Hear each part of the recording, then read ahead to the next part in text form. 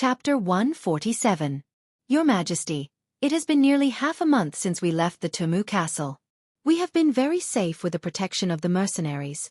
But after all, outsiders don't know our situation, and in order to avoid being hunted down by the Walla, we deliberately did not get in touch with the outside world. Now that so much time had passed, the situation in the capital was truly worrisome. I will be the vanguard and return to the capital first to tell the officials that Your Majesty is fine, so they can be at ease and stabilize the court. After thinking about it again and again, Yang Chendong finally decided to leave first and did not travel with Zhu Qizhen, who was crawling like a snail. Yes, we need someone to report back in advance. Although Zhu Qizhen's body was not in good condition and he did not have enough exercise, his head was not injured and he was still very clear-headed at this time. He naturally knew that the news of him being fine had to be reported back first. Otherwise, who knew what would happen after a long time? But it was very important who to send back. After all, these powerful mercenaries were invited by Yang Chendong. If he was not there, who could take care of the situation if there was a problem? It was not easy to escape the claws of the Walla, but if they became a pawn in the hands of these mercenaries, they would not be able to find a place to cry. Zhu Qizhen agreed to send someone back to inform, but it seemed that he did not agree with Yang Chendong's return. The Minister of War, Kuang Yi, and the Minister of Revenue, Wang Zhua, looked at each other and immediately understood. This time, it was because of Yang Chendong that their lives were saved. It could be called a great kindness. And now, it was time to repay the kindness.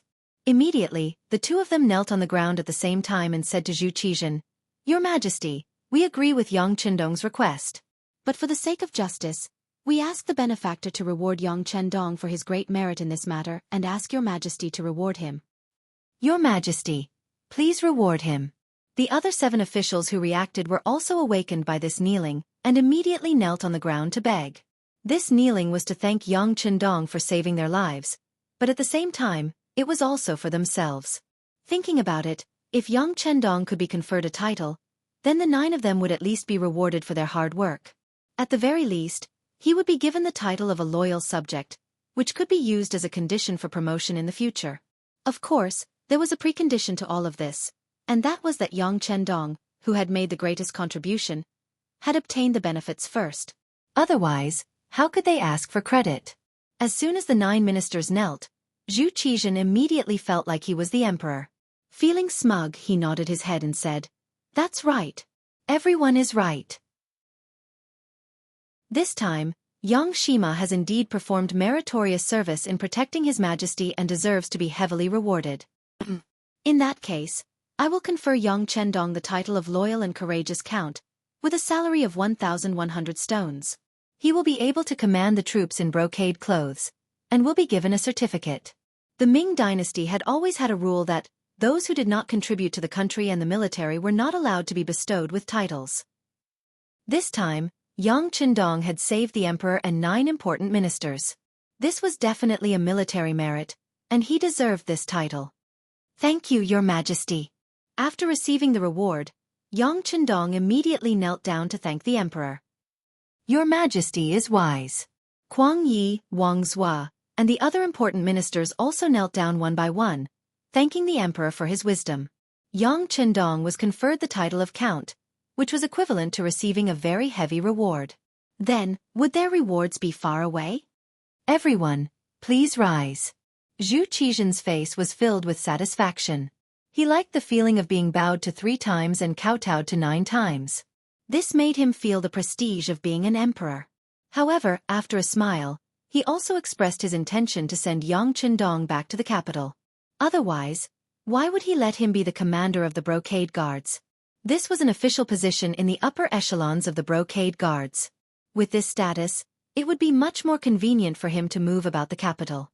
With the title of Count, Yang Chendong was no longer the Crown Prince's steed, but the Count of Loyalty and Courage.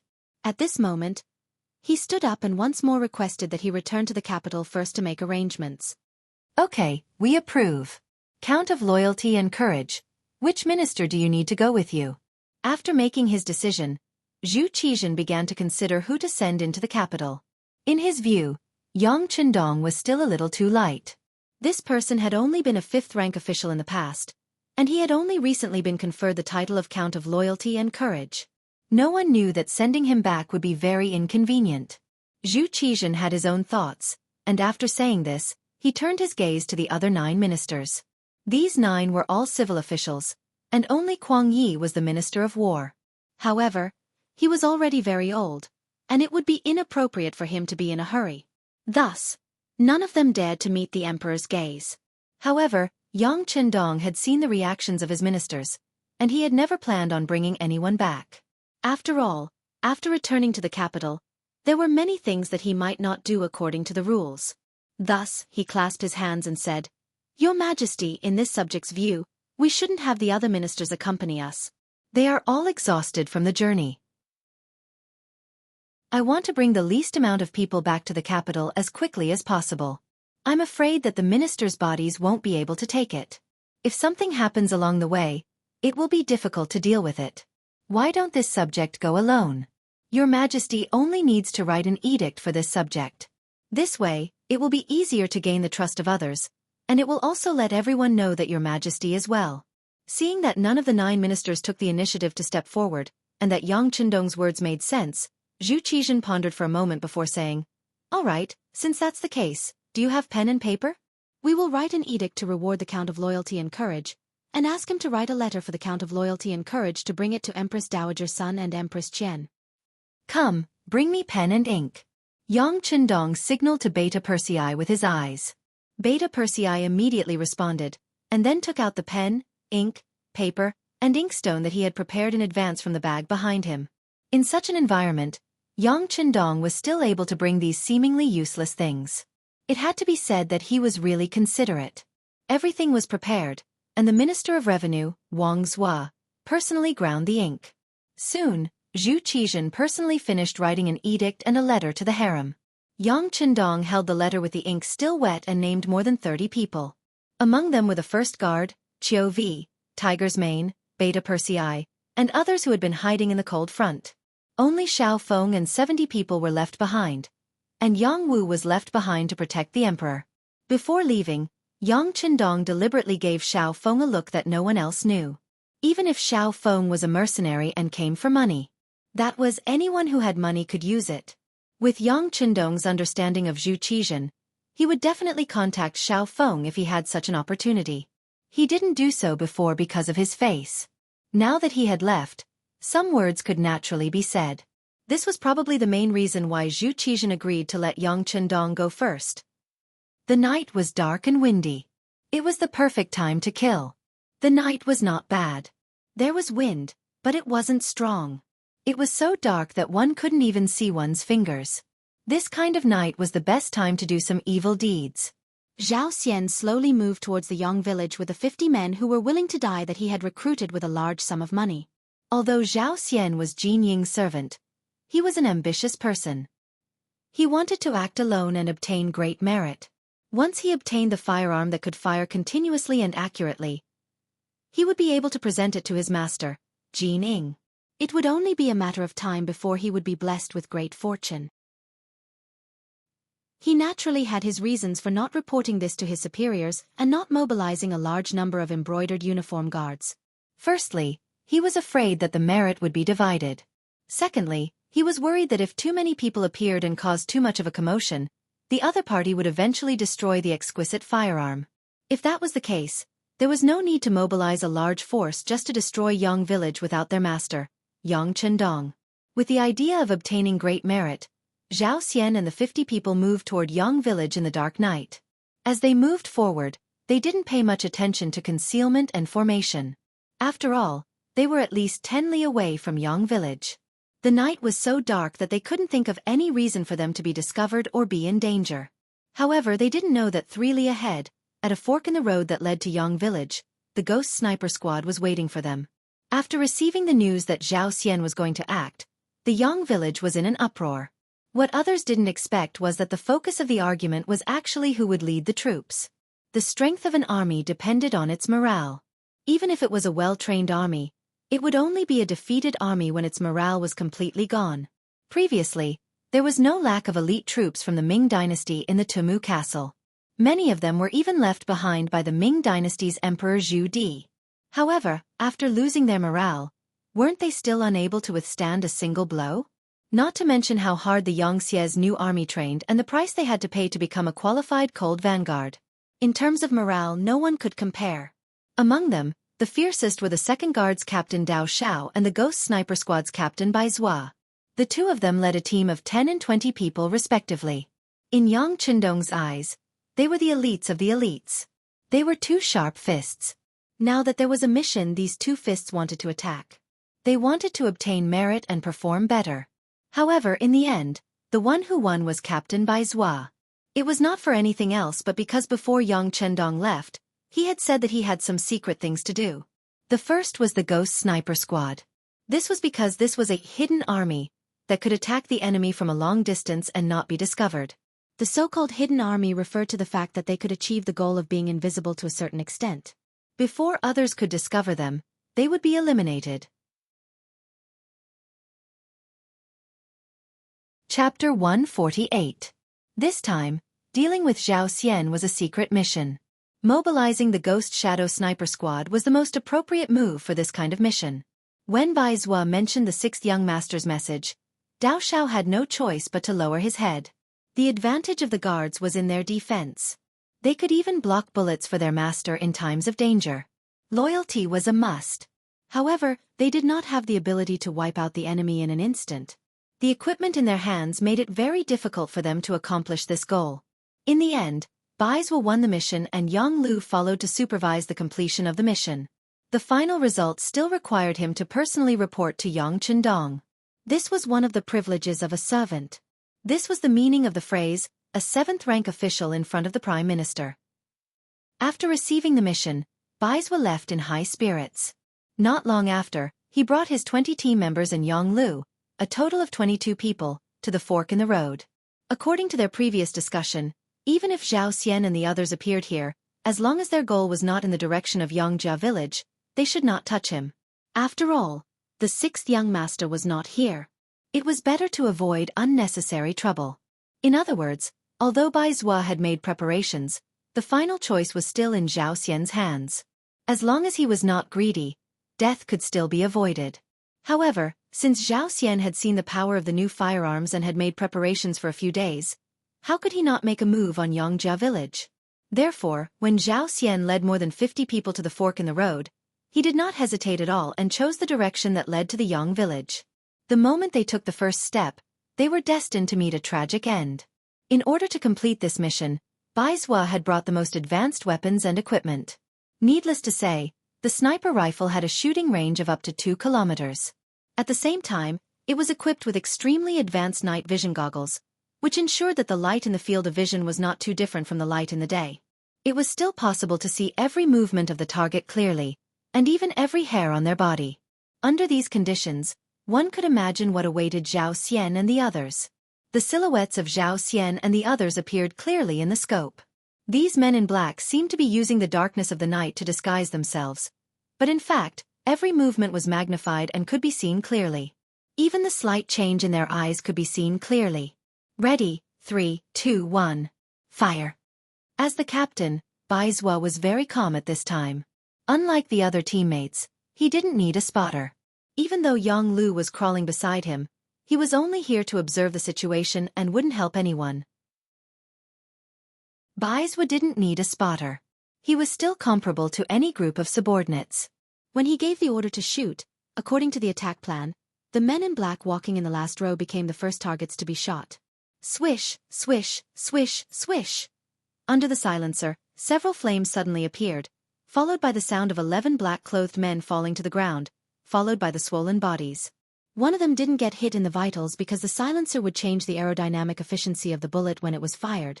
This would change the speed and direction of the bullet, which would affect the sniping distance and shooting accuracy.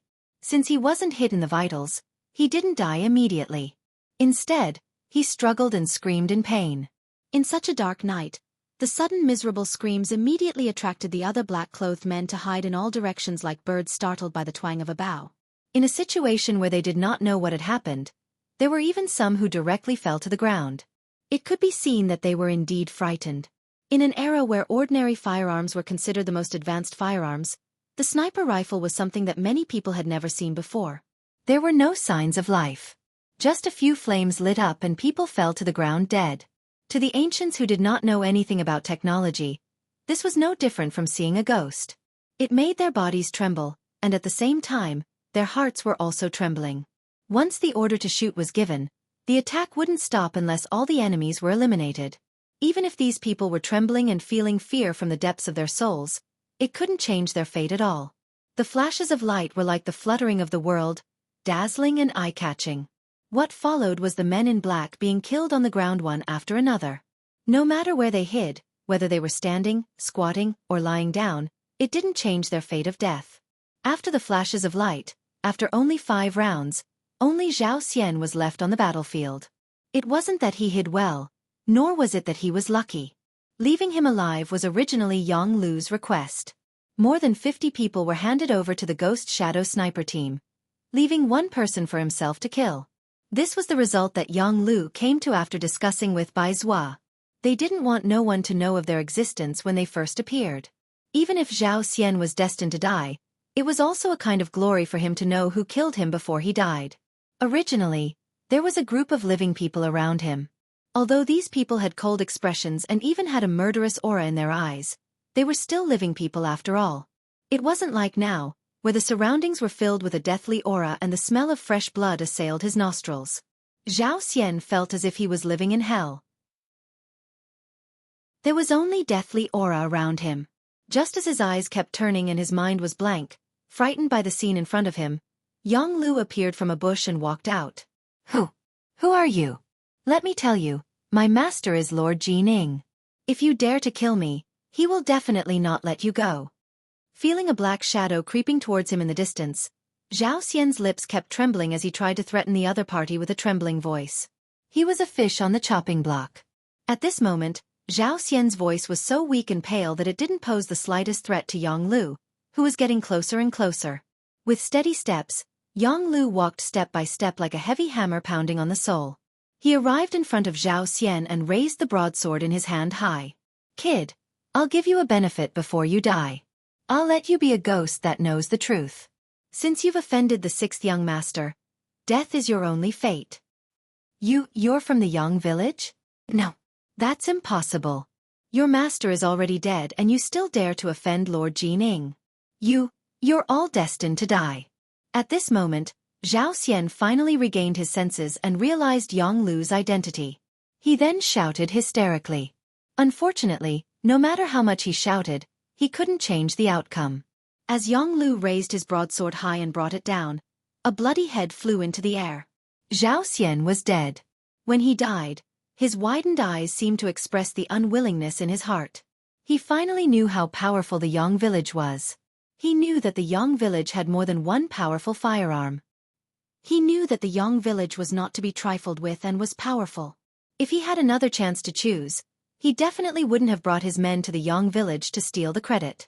Instead, he would have brought a large group of embroidered uniform guards to the Yang village. He didn't believe that the people of the Yang village would dare to resist against the embroidered uniform guards. Zhao Xian really didn't understand the people of the Yang village. They were soldiers of the new era and were particular about obeying orders.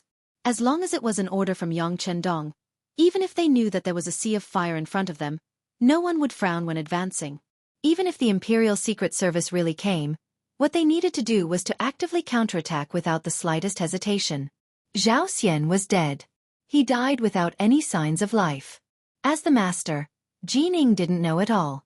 He really had too many things to do. Wang Zhan still had many remaining supporters to deal with. After all, Wang Zhan had covered the sky with one hand all these years. Whether it was in the palace or outside, he had accumulated too much power. It would take a lot of time to get rid of them. Other than Wang Zhan, there were many people who had to be dealt with in time. Before Zhu Qizhen left the capital, he had ordered Zhu Qiyu to stay in the capital. The court affairs would be handled by Jining, another eunuch, Xing'an, the Minister of Personnel, Wang Zhi, and the Prince Consort, Zhao Jing. Wang Zhi and Zhao Jing were easy to deal with. When faced with an extreme situation, the first thing a scholar would think of was self-preservation. As long as he didn't threaten the lives and interests of these people, they would stay put and watch everything with the attitude of watching a tiger fight from the top of a mountain. Xing An, on the other hand, had first served Empress Dowager Sun, then Empress Qian. With the Empress's support, he wasn't easy to deal with. Moreover, they were all eunuchs, so it was easy for them to guess each other's thoughts. As for the Xing An eunuch, Jining wanted to negotiate first. Although Zhu Qiyu had already ascended the throne and become the substitute emperor, it was clear that he still respected his sister-in-law. If he made a move against Empress Qian's people, he had no idea what would happen if he was sued. It was precisely because of Wang Zhenyu's faction and Xing An's presence that Jining completely forgot about her servant Zhao Xian. 4 days later, everyone in Wang Zhenyu's faction had been captured and killed. Aside from those who had escaped, most of them had been eliminated. Moreover, the negotiations with Xing An had gone smoothly. Everyone had reached an agreement to mind their own business. Only then did he remember the matter of the immortal abode and sky beyond heaven. He immediately ordered someone to find Zhao Xian. After learning that Zhao Xian hadn't appeared for several days, he summoned the second master of the Yang clan, Yang Rang. He wanted to ask when these properties would become his. The palace eunuchs came to Yang Rang's residence and led him into the palace. Yang Rang's face lit up with joy. Chapter 149. He did not know that Zhao Xian had already gone to hell. He thought that he had succeeded and that Jining was going to reward him. He did not forget that the eunuch in charge had said that there would be more benefits for him. He was still looking forward to being promoted and getting rich. Yang Rang came to the palace with a trace of anticipation and excitement. The moment he saw Jining, he knelt on the ground without any bottom line and kept saying auspicious things about Jining. "All right, Lord Yang, please get up." A satisfied smile hung on Jining's face. What he loved the most was to see those high and mighty so-called pillars of the country, the aristocratic families, kneel down and salute him. It gave him a great sense of accomplishment. Yang Rang thanked him profusely and stood up again. Then, he stood there respectfully with a bashful smile on his face. "Lord Yang, this time I called you here to ask you, do you know where Zhao Xian is now? And what happened when you went to the Yang village that day?" Jin Ying's question made Yang Rang's heart tremble. He had thought that the matter had been resolved. Unexpectedly, it was not the case at all. Zhao Xian had actually disappeared. For a moment, while he was surprised, he recounted everything that had happened at the Yang village that day. At first, Jining listened carefully. However, the more he listened, the more complicated his expression became. As the master, he knew very well what kind of person Zhao Xian was. He was a person who rejoiced in grandiose achievements. It was only because he was very loyal to him that he was still used by him. Thinking that now that he had great power in his hands, he thought that the matter that was given to him would not go wrong. However, he had never imagined that things would turn out like this. He had a feeling that Zhao Xian's life was in danger and that this matter must have something to do with the Yang village. "Lord Yang, you said that when you went that day, the servants of the Yang village had an unknown firearm and that it was very powerful? Is that so?" Jining thought of the crux of the matter. This was probably the result of Zhao Xian's selfishness.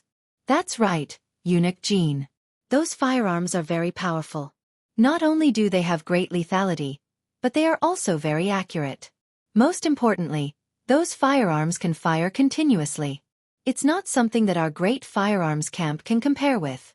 When I saw it, I was also very curious." All right. Jin Ying's expression darkened as she interrupted Yang Rang's boastful speech. "I know what happened. You can go back first." Jin Ying waved her hand. She didn't have time to waste on Yang Rang. Her mind was filled with questions about where these advanced firearms had come from, and who had given the Yang family servants the courage to confront the brocade guards. "Yes." Yang Rang saw that Jin Ying was a little unhappy and prepared to leave. But when he retreated, he thought of something and said aloud, "By the way, that servant is Yang Si who beat up the Walla messenger not long ago. Chen Sangbao even went to find trouble with him." I know. Jin Ying nodded. After Yang Si withdrew, he immediately ordered people to call for the brocade guards who had followed Zhao Xian to the Yang village that day. At the same time, he also called for Chen Sangbao to ask about Yang Si. Soon, 3 injured brocade guards were brought over and confirmed that Yang Rang's words were true. Not long after, Chen Sangbao also rushed over. Chen Sangbao didn't dare to refuse Jin Ying's summons. Now, anyone could see that this person had great power and influence. His superior, the head eunuch of the Imperial Horse Directorate, Chen Guan, had been imprisoned even though he tried to curry favor with Wang Zhenyu's faction. If he performed well and was promoted, it wouldn't be a problem for him to become the head eunuch of the Imperial Horse Directorate. All of this depended on Jin Ying's attitude. Greetings, Eunuch Jin. When Chen Sengbao appeared, he was very respectful to Jin Ying. His eyes were full of flattery. When a person can decide your future and fate, it is very difficult for you to appear as an equal in front of him. Eunuch Chen, let me ask you, what is the matter with Xianxia? Jin Ying didn't have any intention of exchanging pleasantries. They had all been in the palace for many years, so he understood Wang Zhenyu's personality better than anyone else. When Wang Zhenyu had been in power, Wang Zhenyu hadn't even looked at him. Now that he had power, Wang Zhenyu wanted to curry favor with him. This was the nature of people. Xianxia? Chen Sengbao was rather confused by this question. He did his best to search for this name, but he didn't come up with anything. Xianxia of the Yang clan, a servant of Ma Yang, Jin Ying reminded him, impatience on his face. Oh, I remember now. That Xianxia once beat up the guard captain of the Walla emissary, Tuj at the gate of the immortal abode. Because this matter involved diplomatic matters, the higher-ups gave me the task, and I had Tang Tong of the Brocade Guard go to the Yang clan to demand for him. It was said that he had already left the capital and gone to the Yang clan's Jianghu residence. Later on, because of the conflict between the Walla and our Great Ming, no one asked about this matter anymore. Chen Sengbao was also confused as he answered the question. He didn't understand why Lao Jinying was so concerned about a mere fifth-rank servant. He went to the Yang clan's residence? Humph. Let me tell you, a few days ago, he publicly injured 3 of my embroidered uniform guards who went to Yang village to enforce the law. Not only that, but my servant, Zhao Xian, has also disappeared. I suspect that this has a lot to do with Xianxia. As Jining spoke, he let out a soft snort, expressing the dissatisfaction in his heart. Something like that happened? Chen Sengbao had truly been shocked by this matter. Putting aside the fact that no one in the world dared to openly oppose the Brocade Guard, just the disappearance of Jin Ying's servant was a major matter. Based on this, the Yang village was doomed this time. After knowing Jin Ying's intentions, Chen Sengbao understood what he had to do next. He immediately took the initiative and said, "Don't worry, Eunuch Jin. I will bring some people to the Yang clan and bring the criminal over. At the same time, I will search the place to see if I can find Zhao Xian's whereabouts." Very good. Seeing that Chen Sengbao understood his intentions, Jin Ying's expression eased. Go ahead, but you must be vigilant. There is news that the other party has a new type of firearm with great destructive power. You must bring more people with you. Also, bring Mao Mu with you. In the past, when Wang Zhan communicated with the Yang clan, he relied on this person. Let him reason things out first. It's best not to make a move if possible. Of course, Jin Ying wasn't someone who bemoaned the state of the universe and pitted the fate of mankind. He didn't have the slightest intention of being soft-hearted when it came to the lives of the Yang clan people. He was worried that the advanced firearm would be destroyed, so he wanted to use the method of peace talks to resolve the matter. Chen Sengbao left after receiving his orders. As he instructed someone to find Tang Tong, Jianghu, and have him wait outside the palace with his men, he walked straight to where Mao Mu was resting. Mao Mu was the last-ranked eunuch in the ceremony directorate. Previously, he had been living a very glorious life, but now, he was like a rat on the street, hated by everyone. Speaking of eunuchs, there were too many differences between them and ordinary people. Their jealousy was several times greater than that of ordinary people. The thing they couldn't stand the most was others having a good time. Perhaps it was because of their bodies, but they were more passionate about power and money. Whenever they had the chance, they would always try to get some benefits for themselves. And when they had the chance to step on others, they wouldn't be soft-hearted at all. Previously, because of Yang Qindong's support, Mao Mu had been promoted several times. From a small eunuch leader to a large eunuch leader. As his status changed, he, who represented the diapers, earned a lot of money. For a period of time, other than Wang Zhen, few people dared to give him any face. But with the defeat at the front lines, and the news of Ying Zong and hundreds of officials dying in battle, Mao Mu's good days came to an end. There was no one to protect him. What followed was the jealousy of all the eunuchs. Almost everyone with some ability came to him to take advantage of him. Seeing that the situation wasn't good, Mao Mu was decisive. First, he gave most of the money he had saved to Jin Ing, drawing a clear line between him and Wang Zhen. Then, he used the rest of the money to get rid of the other eunuchs who came to make trouble for him. For a time, it could be said that he spent money like it was dirt. Only then did he manage to keep his position. Even so, his authority was no longer what it used to be. In addition, something had happened to Yang Chendong. Now, he couldn't even find a source of diapers. He was completely empty-handed. All day long, he sighed in the palace. He only hated his bad fate. He had just met a wise master, and it hadn't been long before an accident happened. He really didn't know what to do. Just as he was shaking his head and sighing in his room, the door was pushed open.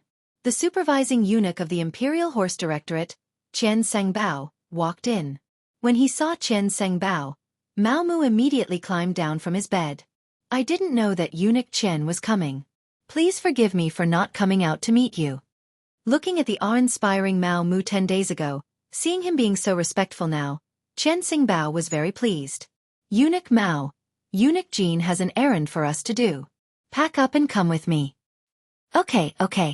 As Mao Mu spoke, he turned and opened a cabinet at the head of his bed. He took out 200 taels of silver and handed it to Qian Sengbao. Eunuch Qian, this is the last of my wealth. Although it isn't much, it is a token of my sincerity. Please accept it. 200 taels of silver really wasn't much. At least, it wasn't enough to get rid of the second-in-command of the Imperial Horse Directorate. However, Mao Mu really didn't have any more money. Qian Sengbao naturally wouldn't believe such words.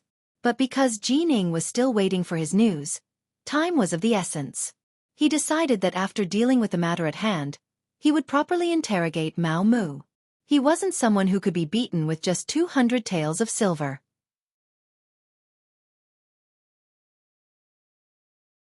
Chapter 150.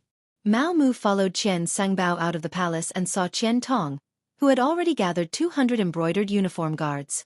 When Mao Mu's gaze met Tang Tong's, there was a look of sympathy in his eyes. They were all Wang Zhen's subordinates, and even Mao Mu had always been seen as one of Wang Zhen's trusted aides. His interaction with Yang Chendong was also because of Wang Zhen's instructions. Other than Wang Zhen, no one else knew Mao Mu's true identity. Let's go. He did not care about the change in Mao Mu and Tang Tong's attitudes. Perhaps in Qian Sengbao's eyes, becoming the head eunuch of the Imperial Horse Directorate was what he needed to care about. Under Qian Sengbao's lead, the group of people left the capital and headed toward the Yang Manor 15 li south of the city. In the Yang Manor, there were already spies from the Bureau of Security who had brought back the news. When they found out that a large group of embroidered uniform guards was coming out of the city, the atmosphere in the manor immediately became tense. This result was within the expectations of Yang Si, Yang Lu, and the others. After killing Zhao Xian, they had been waiting, but they did not expect it to take so long. Since they had been waiting for a long time, there was not the slightest bit of panic. Dao Xiao led the second guard to hide outside the manor. Bai Zue led the Ghost Shadow Sniper squad to find a suitable place to hide. Yang Lu took Yang Si's place and opened the door to face the enemy. Yang Si was still dissatisfied with this. However, last time, he had single-handedly defeated the embroidered uniform guards with a single shot. This time, it was not good for him to snatch the credit. An hour later, a group of embroidered uniform guards wearing flying fish robes arrived at the entrance of the Yang Manor. When the group led by Qian Sengbao arrived, they saw Yang Lu standing 100 steps away from them. He held a pitch-black firearm that they had never seen before and looked at them leisurely. In his eyes, there was a hint of disdain mixed within. This scene caused Qian Sengbao to be unable to vent his anger. It must be said that the embroidered uniform guards carried out many missions, but no matter where they went, and no matter what kind of status the other party had, who wouldn't tremble in fear and tremble when they saw them? This was the first time the Yang Manor had ignored them like this since the Great Ming was established. Based on this feeling of disregard, the people of the Yang Manor deserved to die. Qian Sengbao's eyes were filled with anger. He wanted to raise his hand and order the army to suppress them. However, when he thought about the mission Jin Ing had given him, which was to obtain the advanced firearms in one piece, he could only suppress his impulse. He looked at Tang Tong and said, "You go." Go. Qian Sengbao's eyes' face. You. We're. We. You. Is. Us here. We. And Sengbao. And. Mu was manner. Was. Ufs was. Was. A. Was. S. What crime did he commit? Yang Lu was ready to kill. He did not expect the other party to not attack immediately. Instead, he acted as if he was trying to reason with him. At the same time, he was a little disappointed. Naturally, he wouldn't give them a good face. When the matter involved Xianxia, he directly retorted, expressing his strong side. He hit the Walla's envoy and hurt both our countries. Chen Sengbao said. Tang Tong was still talking about the mistakes the other party had made. However, after a few sentences, he felt that something was wrong. The Walla and the Great Ming were like fire and water. Hitting the Walla's envoy was not a crime. Instead, it should be considered to have won glory for the country. Chen Xingbao could not continue. Yang Lu laughed and said, "What's wrong? You can't continue? The Walla is a villain. While paying tribute to our Ming dynasty, he actually dared to take the initiative to start a war. This kind of opponent should be beaten up. Not to mention that Yangxi brothers are not here. Even if they were, they should have done something meritorious and not wrong." This. Chen Sengbao rolled his eyes and said, "Meritorious or not, we have to bring it back and let the higher-ups decide. How about this? Brother, please step aside and allow us to find Yangxi and bring him back first. We will definitely give you an explanation. How about that?" Without an excuse, Chen Xingbao could not believe that Tang Tong still insisted on entering the manor. Everyone knew about Sima Zhao's personality. Needless to say, Yang Lu shrugged and spread his hands to show his refusal. You go. Chen Sengbao, who was behind, saw Chen Sengbao's clumsy expression. He was naturally very angry that he had messed up the matter. He pointed at Mao Mu and instructed him to persuade Yang Lu. Mao Mu, of course, did not want to go. No matter what, Yang Qindong had done him a favor. Now that he was no longer around, he was unwilling to be a villain. However, this was not Chen Sengbao's idea. It was Jin Ying's idea. An arm could not win against a thigh. He had no other choice. Mao Mu reluctantly walked out from the crowd. His face was ashen as he walked to Tang Tong's side. As soon as Mao Mu appeared, Yang Lu's eyes were filled with suspicion. He stared into Mao Mu's eyes. Outsiders did not know about the relationship between Mao Mu and the sixth young master, but as a servant of the Yang family, he was very clear.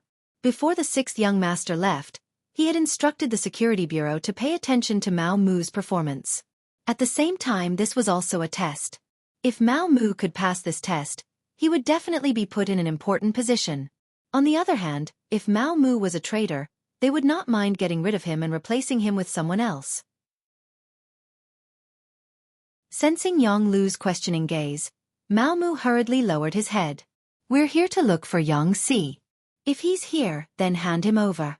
If you insist on not handing him over, then I'm afraid we'll force our way into the manor." Let me ask you, can you stop 200 of us by yourself? Mao Mu's words were interrogative. However, if one listened carefully, it was as if he was telling Yang Lu that they would definitely enter the manor for an inspection today. Yang Lu should quickly think of a countermeasure. When Yang Lu heard Mao Mu's words, his expression was no longer as fierce as before. Since Mao Mu still had the heart to side with the Yang family manor, it would naturally not be good for him to target him. He immediately rushed towards Chen Sengbao, who was in the midst of the embroidered uniform guards, and said, "I will stand right here. Unless there is an imperial edict from Emperor Ingzong, no one is to take a step into the manor for no reason. If anyone dares to do so, then I'm sorry, but the weapon in my hand is not something to be jealous of." As if to intimidate, Yangxi raised his hand and fired the 95 style. His action was exactly the same as when Yangxi had blocked Zhao Xian. Bah! The moment the gunshot rang out, the embroidered uniform guards in front of him became chaotic. Chen Sengbao, who was hiding in the crowd, felt his eyes light up. After receiving the mission, he knew that the biggest goal of this trip was this advanced firearm. Now that it was in front of him and he had seen it with his own eyes, he was very excited. However, at the same time, he was somewhat nervous. The 3 injured embroidered uniform guards flashed in front of him. Qian Sangbao, who did not know how many times this firearm could be fired, would not take the initiative to take the risk. On the contrary, he valued his own life very much. It was because of this that he had already made preparations for this trip. He waved his large hand behind him, and a group of 50 embroidered uniform guards holding fire barrels, also known as fire barrels, appeared. They held primitive bronze fire barrels in their hands, and they appeared at the front of the group. This type of fire barrel was lighter and more agile than the earliest firearms. The barrel was slender and the front was cylindrical, and it could be used to store bullets. The medicine room was bulged in the shape of a ball, and there was a fire door on the wall for a fuse to ignite the fire. The tail end was hollow, and there was a wooden handle, making it easy for the shooter to control. Torches were quickly lit, and 50 embroidered uniform guards held torches and looked forward, as if they were ready to light the fire barrels at any time. The sudden hostility caused the atmosphere to drop to a freezing point. Mao Mu and Tang Tong, who were standing in the middle of the field, were so scared that they fell to the ground. They did not know the power of the firearm in Yang Lu's hands, but they had seen the power of the fire barrels in the hands of the embroidered uniform guards behind them. If the guns were fired randomly, there was no telling where the target would be. If they still dared to stand in the middle, they would undoubtedly become living targets. Whether the 2 of them were afraid of death or of being accidentally injured, they simply lay on the ground. In comparison, Yang Lu stood there with the 9-5 style as if nothing had happened. He didn't show the slightest bit of fear because of the appearance of these fire cylinders. On the contrary, his eyes were full of radiance. It was as if he wanted to experience the power of these cylinders. Qian Sangbao saw Yang Lu's behavior and was naturally very dissatisfied. He actually could not scare the other party. It seemed that simple intimidation had lost its meaning. He had to be serious. He thought that as long as he could kill Yang Lu from a distance, he would be able to obtain the advanced firearm. Then, the mission that Jining gave him would be considered completed. He immediately shouted, "Everyone, listen up. The target is straight ahead. If anyone resists, kill without mercy." The reason why he had to go first instead of shooting first was obviously because the power of the flamethrower couldn't reach that far. He wanted to shorten the distance between them.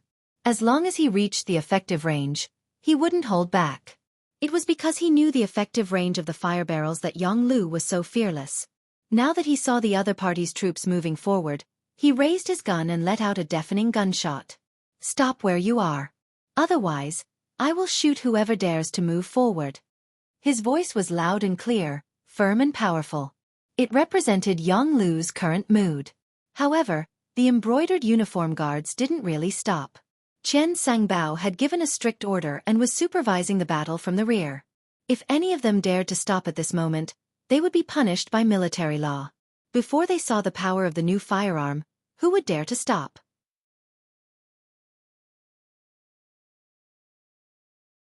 Chapter 151. The embroidered uniform guards did not stop because of Yang Lu's words. They continued to walk forward in a straight line. From their point of view, there was no reason for them to lose when 200 people fought one person. However, they did not know that this scene was exactly what Yang Lu wanted. He was really worried that if he shouted a few words, he would scare them. If that happened, he would not be able to use his skills. Now that these people were not afraid of death, it was exactly what he wanted. He also had a chance to show off. His shout spread out. Seeing that the embroidered uniform guards did not move, Yang Lu smiled. He raised the 95 style in his hand and aimed it at the embroidered uniform guards at the front. He then adjusted his breathing and his right index finger gently pulled the trigger. He began to fire one by one. In Yang Lu's eyes, the embroidered uniform guards who were lined up with fire barrels were like fixed targets. As long as he wanted to, he could easily take the life of any one of them. However, these people were not enemies, nor were they like the fugitives that Zhao Xian had brought. They were only soldiers who had received orders. They were not enemies who would not rest until one of them was dead. He did not need to kill them. He only needed to injure them and make them suffer heavy injuries to break their fighting spirit. Yang Lu moved the muzzle of the gun slightly, from the original position of the forehead to the legs. His index finger moved slightly and he fired the first shot. Bang! The second shot rang out. The spinning bullet flew forward and whistled through the air. It directly drilled into the right leg of an embroidered uniform guard. The bullet entered the flesh and brought about a huge impact. The moment it came into contact with the blood, there was a splash of blood. Next, a figure fell to the ground. Along with him was the green fire barrel that was originally in his hand. Bang, bang, bang. All of this was just the beginning. Following Yang Lu's continuous movements of his index finger, the embroidered uniform guards in the front row fell to the ground one after another. The extremely fast speed and accurate hit rate caused the embroidered uniform guards in the front row to become a complete mess. There was no one who wasn't afraid of death, especially when they knew that they were going to die. Even the embroidered uniform guards' morale began to waver. Some directly ran back, some took the initiative to lie down on the ground, and some had already lit their barrels and poured out the gunpowder. As for whether they could hurt Yang Lu or not, they no longer cared. 7 shots were fired, and after taking down 7 armed embroidered uniform guards, the entire formation fell into chaos. Qian Sangbao, who was sandwiched in the crowd, was also completely frightened by this scene. The scene of Yang Lu shooting at the embroidered uniform guards flashed in his mind. From this, he concluded that the other party's firearms were indeed very advanced. Once Jining obtained them, who in the world would be a match for him? If he could hold such a powerful weapon in his hands, whether he gave it to Jining or kept it for himself, it would become the most powerful weapon he could use to intimidate others. Overjoyed, he ignored the chaos in the formation and shouted to the front, let's go together, what are you afraid of? No matter how powerful he is, he can't kill all of us. Whoever rushes to the front and takes the firearm will be rewarded with 1,000 taels of silver and a promotion of 3 ranks. In order to achieve his goal, Qian Sangbao made a heavy promise. With a heavy reward, there were bound to be brave men. With this shout, many of the embroidered uniform guards who had been running back stopped in their tracks. Thinking of how to make a name for themselves, some of them made a fierce sound, turned around, and ran in Yang Lu's direction. The sudden change was noticed by Yang Lu. Naturally, he wasn't afraid of 8 or 10 people with one gun, but with so many of them charging at him together, he probably wouldn't even have the time to reload his gun. Originally, he wanted to be like Xianxia and fight the enemies alone, but now it seemed that he had underestimated the willpower of these embroidered uniform guards. He couldn't help but start to retreat. At the same time, he made a gesture with his right hand behind his back, telling the Ghost Shadow sniper team hidden inside the Yang village to prepare to attack. Charge! Seeing that Yang Lu had started to retreat, the embroidered uniform guards couldn't help but be overjoyed. They seemed to have seen the light, saw the hope, and also saw that promotion and wealth were right in front of them. In the Yang village, Bai Zhua and the other 21 people were lying on the roof, each looking for the best angle to shoot. They were just waiting for the embroidered uniform guards to run into their shooting range to kill them. As the embroidered uniform guards approached step by step, the atmosphere became very tense. A big battle could break out at any time. Once the Ghost Shadow sniper team attacked, the scene would be filled with corpses. It would also mean that the Yang village and the Great Ming dynasty had completely broken off. At this moment, everyone's hearts were thumping. They were nervous and excited. Bam, bam, bam. Just when the embroidered uniform guards were 200 steps away from the Yang village, and Bai Zhua was about to give the order to shoot, a series of intense gunshots suddenly rang out from behind them. This sudden gunshot also shocked the Ghost Shadow sniper team, who were ready to shoot. Captain Bai Zhua didn't understand. They had agreed to attack first, and Dao Xiao and the second guard would finish them off. Why did they attack first? Captain? Are we going to attack? One of the Ghost Shadow sniper team members couldn't suppress the excitement in his heart and quietly asked Bai Zhua. Wait a minute, don't shoot first. Bai Zhua looked at the Yang village's main gate in confusion. Then, he took out his high-powered binoculars. When he looked at it, his expression became very excited. Tell everyone, don't shoot without orders. The 6th young master is back. Yang Chendong was indeed back. He led more than 30 people and rushed over. 1 man and 2 horses didn't stop to rest. Finally, they arrived at the Yang village at the last moment. When he saw a large group of embroidered uniform guards rushing into the village, he didn't say anything and gave the order to shoot. Yang Chendong viewed the Yang village as very important. Otherwise, he wouldn't have left Zhu Qizhen in such a hurry and rushed back first. He definitely wouldn't allow anyone to threaten the safety of his village and the lives of the people in the village. After Yang Chendong gave the order, the 30 people following him naturally wouldn't be polite. They raised their guns and roared. The unprepared embroidered uniform guards behind them quickly fell. This also scared Qian Sangbao, who was in the crowd. He didn't understand where these people came from and how they actually dared to attack the embroidered uniform guards. Did they still have the law in their eyes? When he looked back with a puzzled heart, he saw a group of Ming Dynasty soldiers wearing Mandarin duck battle jackets. The people who came were actually Ming Dynasty soldiers, which made Qian Sangbao even more surprised. Since when did ordinary soldiers have the guts to attack the embroidered uniform guards? Moreover, where did those advanced firearms in their hands come from? In order to find out the reason, he ordered all the embroidered uniform guards to stop moving. He brought a few of his trusted subordinates and walked towards Yang Chendong at the back. At this time, Yang Chendong also gave the order to stop shooting. He wanted to see who couldn't help but attack the Yang village after he left. Of course, no matter who it was, he would make them pay the price in blood. As Qian Sangbao strode over, he naturally saw Yang Chendong in the crowd. Although he was dressed differently from his usual azure robes, who in the capital didn't know of the Dong Shui? Yang Chendong? It's actually you? Impudent! Who are you? How dare you call my family's name directly? Tiger's Mane, who was riding on a horse, had a cold look in his eyes. The muzzle of the pistol on his wrist was naturally pointed at Qian Sangbao's chest. Haha, you're just an insignificant 5th-rank official. You really don't enter this eunuch's eyes. My family's Qian Sangbao is the supervising eunuch of the Imperial Horse Directorate. Qian Sangbao reported his name amidst the laughter. According to his calculations, Yang Chendong would definitely dismount and greet him after he reported his name.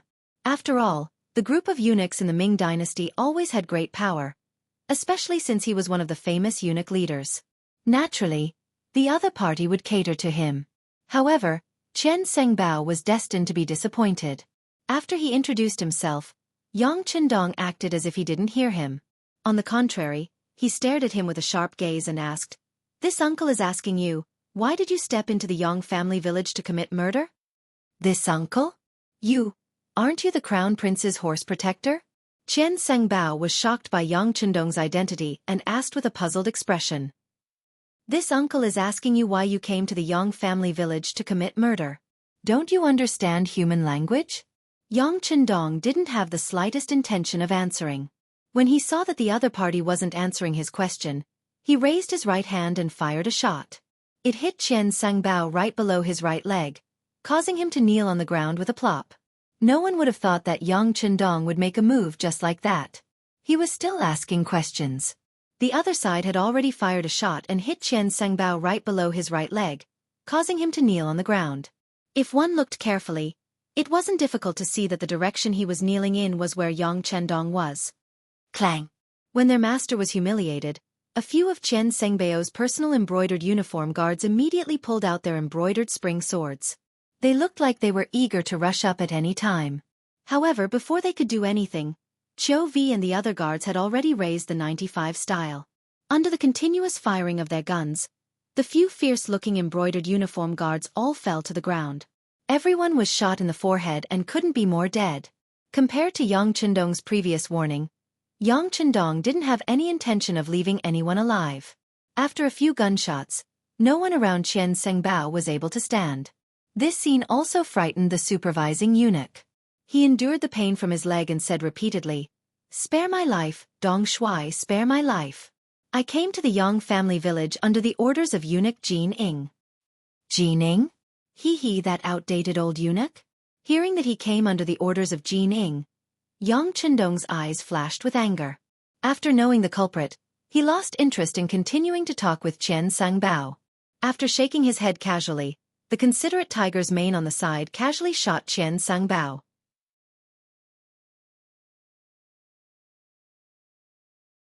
Chapter 152. After the gunshot, Qian Sangbao's eyes widened and he fell to the ground with an unwilling expression. Even as he died, his eyes were still wide open. He clearly couldn't believe that Yang Chendong would be so bold. Not only did he kill the embroidered uniform guards, he also killed the chief eunuch. Was he not afraid of the Bright King's law? With Qian Sangbao dead, the other embroidered uniform guards looked at Yang Chendong with a strange gaze. At this moment, almost everyone was in a daze. They really didn't know if this person would be so bold as to kill them in the next breath. After all, he had already killed so many people, it didn't seem to matter if he killed a few more people. Under the protection of more than 30 guards and Lang Feng, Yang Chendong rode past the embroidered uniform guards who were kneeling on the ground in fear. He saw Tang Tong, who was also kneeling on the ground and trembling, as well as Mao Mu, whose eyes were filled with surprise. Watch these people. Without this uncle's orders, don't let a single one escape. Also take care of these corpses. Eunuch Mao and Captain Tang, follow me into the manor, Yang Chendong said in a low voice, then turned and walked into the manor. At the entrance of the manor, Yang Lu was already kneeling on the ground respectfully. In the whole world, only the 6th young master could make him kneel so willingly. Get up. You've worked hard. When he passed by Yang Lu, Yang Chendong's voice became much more amiable. It was this "you've worked hard" that made Yang Lu have the urge to cry. However, he instinctively held back his tears and said, "To be loyal to the 6th young master is a subordinate's duty and obligation." Very good. Yang Chendong nodded lightly. He leaped past Yang Lu and headed straight for the entrance of the Yang Manor. Here, he saw Chao Yin, Madame Shui, and Madame Xiang. Of course, he also saw 7th sister Yang Duo and Hu Yen. Young master. When they saw Yang Chendong appear safe and sound, Chao Yin and the others immediately burst into tears. From the looks of it, they seemed to have endless things to say. Don't cry. Young master, didn't I come back safe and sound? Hee, I have some matters to attend to. After I'm done, I'll have a long chat with you. Yang Chendong said to the girls with a happy expression. When his gaze fell on Hu Yen, he nodded lightly. Under their gazes, Hu Yen was immediately embarrassed. She had a feeling that her actions this time would definitely be accepted by Yang Chendong, and even her entire person would be accepted by him. Tang Tong and Mao Mu didn't even dare to raise their heads as they followed Yang Chendong into the Yang Manor. Just now, Qian Sangbao was killed without saying a word. They really didn't know if they would be killed because of their inappropriate actions next. Perhaps from Yang Chendong's performance just now, the two of them had already crowned this Dong Shuai with the title of daring to the extreme. If it was possible, they could even say that he was rebelling. In the side hall, Yang Chendong sat down. Tiger's Mane stood on his left, and Beta Persei stood on his right to ensure his absolute safety. Chao Yin still played the role of a personal maid. After taking the initiative to serve tea, she left. Needless to say, Yang Chendong was indeed a little thirsty after rushing all the way here. He didn't care about his image and drank the tea in one gulp. Then his gaze fell on Tang Tong and asked, "Tell me what's going on?" "Dong Shuai, I'm innocent.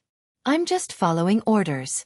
I don't have the slightest intention of becoming enemies with the Yang clan." Tang Tong, who was called out, knelt on the ground with a plop. It could be seen that he was extremely afraid now. His original backer, Wang Zhan, had fallen. Now, he had become a fish on the chopping board. Since Yang Chendong killed Qian Sangbao without batting an eye, what was he to him? There was probably no difference between killing him and killing a chicken. He knew that Tang Tong, a Qianhu official, didn't have much ability and didn't dare to have any ideas about the Yang clan. Thus, he ignored him and looked at Mao Mu. "Tell me, how has the current situation changed?" After seeing Yang Chendong kill Qian Sangbao with his own eyes, it would be a lie to say that Mao Mu wasn't afraid. In the past, he chose to rely on Yang Chendong because he liked his ability to make money and wanted to hitch a ride. Facts proved that his choice was right. He was promoted several times and became one of the eunuchs in charge of the ceremony directorate. Although he was ranked last and didn't have any real power, he was still one of the chief eunuchs. When he first heard the news that the emperor and all the officials had died on the battlefield, Mao Mu sighed that his life was not good. It wasn't easy to find a wise emperor, but he died in a few days. He became a person without anyone to rely on. This time, when he saw Yang Chendong come back, it would be a lie to say that he wasn't excited. But this excitement was completely frightened after seeing Qian Sangbao killed with his own eyes. In his eyes, Yang Chendong's actions were no different from a rebellion. If he got close to him, Wouldn't he also indirectly walk on a road of no return? He was truly afraid and had many thoughts. Facing Yang Qindong's question, he didn't know how to answer. He just copied Tang Tong and knelt on the ground, trembling all over. He couldn't even let out a fart for a long time. Gently shaking his head, Yang Qindong saw Mao Mu's expression. He could guess what the other party was thinking. He took out a secret letter and handed it to Mao Mu. Take a look. What is this? With your status, you should be able to recognize whose handwriting this is. A letter was handed to him. Mao Mu curiously reached out to take it. When he slowly opened it and saw the handwriting and content, his original nervousness turned into excitement and then joy. He immediately kowtowed heavily to the ground. This little one greets Uncle Zhongdan, greets Uncle Zhongdan. When Yang Qindong saw this scene, he couldn't help but sigh in his heart. It seemed that there were still many things that he needed to do. Even Mao Mu, who had a close relationship with him and had even recognized him as his master, believed in imperial power so much. If he really declared himself king, there probably wouldn't be many people in the world who would sincerely respond to him. Even if he relied on advanced weapons to become king, it was a situation that was formed under pressure. It wasn't a situation that he sincerely submitted to. While Yang Qindong was still sighing, Tang Tong, who was kneeling on the ground at the same time, had a strange look in his eyes. He didn't understand why eunuch Mao had such a huge change. As if sensing Tang Tong's confusion, Mao Mu handed the letter to him and said, "Take a look. This is a reward from the emperor. It is definitely written by Ingzong." After receiving the letter, Tang Tong looked over and quickly kowtowed to the ground. At the same time he shouted, "This official greets Uncle Zhongdan, greets Uncle Zhongdan. Okay, both of you get up. Now, you can clearly explain the situation in the court to this uncle." After revealing his trump card, Yang Qindong had won the trust of the two. With Zhu Qizhen's personal handwriting, Mao Mu naturally didn't have any psychological burdens and began to speak of everything he knew. Occasionally, Tang Tong would add a few words. As he listened to the two, Yang Qindong's expression turned grave, and he couldn't help but sigh at the power of the wheel of history. Although he had saved Zhu Qizhen, this did not change the fact that the Mastiff King had become Daizong. Moreover, without Yu Qian, the court was completely under eunuch Jin Ying's control. Yang Qindong also had no good impression of Jin Ying. This eunuch was essentially jackals of the same tribe as Wang Zhen, and he was also not a good person. With him here, Daizong would probably find it very difficult to become a wise sovereign. It took an hour for Mao Mu and Tang Tong to give a rough account of the situation in the capital, but even this was not complete. Fortunately, Yang Qindong had already understood and had a general understanding of the situation. Okay, this uncle already knows the situation. I presume that you've already guessed that Ingzong is fine and is currently heading to the capital under the protection of soldiers. This uncle is merely a vanguard official. Now comes the problem. The Great Ming now has two emperors. How will you choose? As Yang Qindong spoke, he turned his deep eyes to Mao Mu and Tang Tong, intending to force them to state their stance. He had even made up his mind. It would be fine if these two were willing to swear loyalty to Zhu Qizhen, but if they weren't, he would kill them both. Until he had infiltrated the palace and met with Empress Qian, his return could not be exposed. Sensing the pressure in Yang Qindong's eyes, Mao Mu made his choice without the slightest hesitation. This lowly one is a eunuch appointed by Ingzong and naturally must swear loyalty to him. Yes, this lowly one is also loyal to Ingzong. This time, Tang Tong reacted quickly and made his choice right behind Mao Mu. Okay. This answer was within Yang Qindong's expectations. They had all been glorious figures of Ingzong's era, but now that Daizong had been replaced, Jin Ying viewed them as dissidents, and they were on the verge of being eliminated. It had always been easy to choose where to go. Since all of you have chosen Ingzong like this uncle, it is time for us to repay His Imperial Majesty's kindness. Mao Mu, immediately arrange for me to enter the palace and meet with Empress Qian. Remember, only you can know of this matter. As for how much silver it will cost, I will prepare it for you in a little while. Tang Tong, immediately get in touch with those embroidered uniform guard leaders. This emperor is also the commander of the embroidered uniform guard. As long as they join me, their past mistakes can be forgiven. Of course, Yang Qindong would also choose to work for Ingzong, Zhu Qizhen. This was not about who he wanted to swear loyalty to, but in the current situation, Ing Zong was clearly at a disadvantage. He had to help him gain a foothold. In his opinion, whether it was Ing Zong, Zhu Qizhen, or Dai Zong, Zhu Qiyu, as the emperor, they could not be too strong. It would be best if the two emperors worked together. This way, he would be able to benefit from both sides. Now that Ing Zong was at a disadvantage, he naturally had to help him.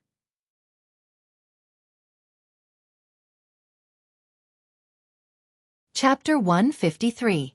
Mao Mu and Tang Tong left happily after they got the job. Before they left, the two of them each got a few boxes of silver. This was the working capital that Yang Chendong gave them. Without money, it would be difficult to do anything in this world. When the two of them left, they naturally patted their chests and promised that they would do a good job. As for Qian Sengbeo's death, they followed Yang Chendong's words and said that he was searching the Yang family manor.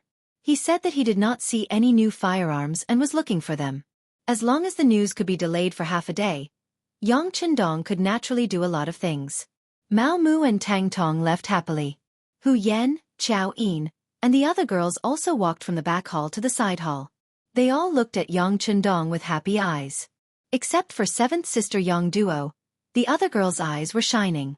They looked like they couldn't wait to throw themselves into Dong Shuai's arms and be comforted. After so many days without a woman by his side, Yang Chendong's body also had needs.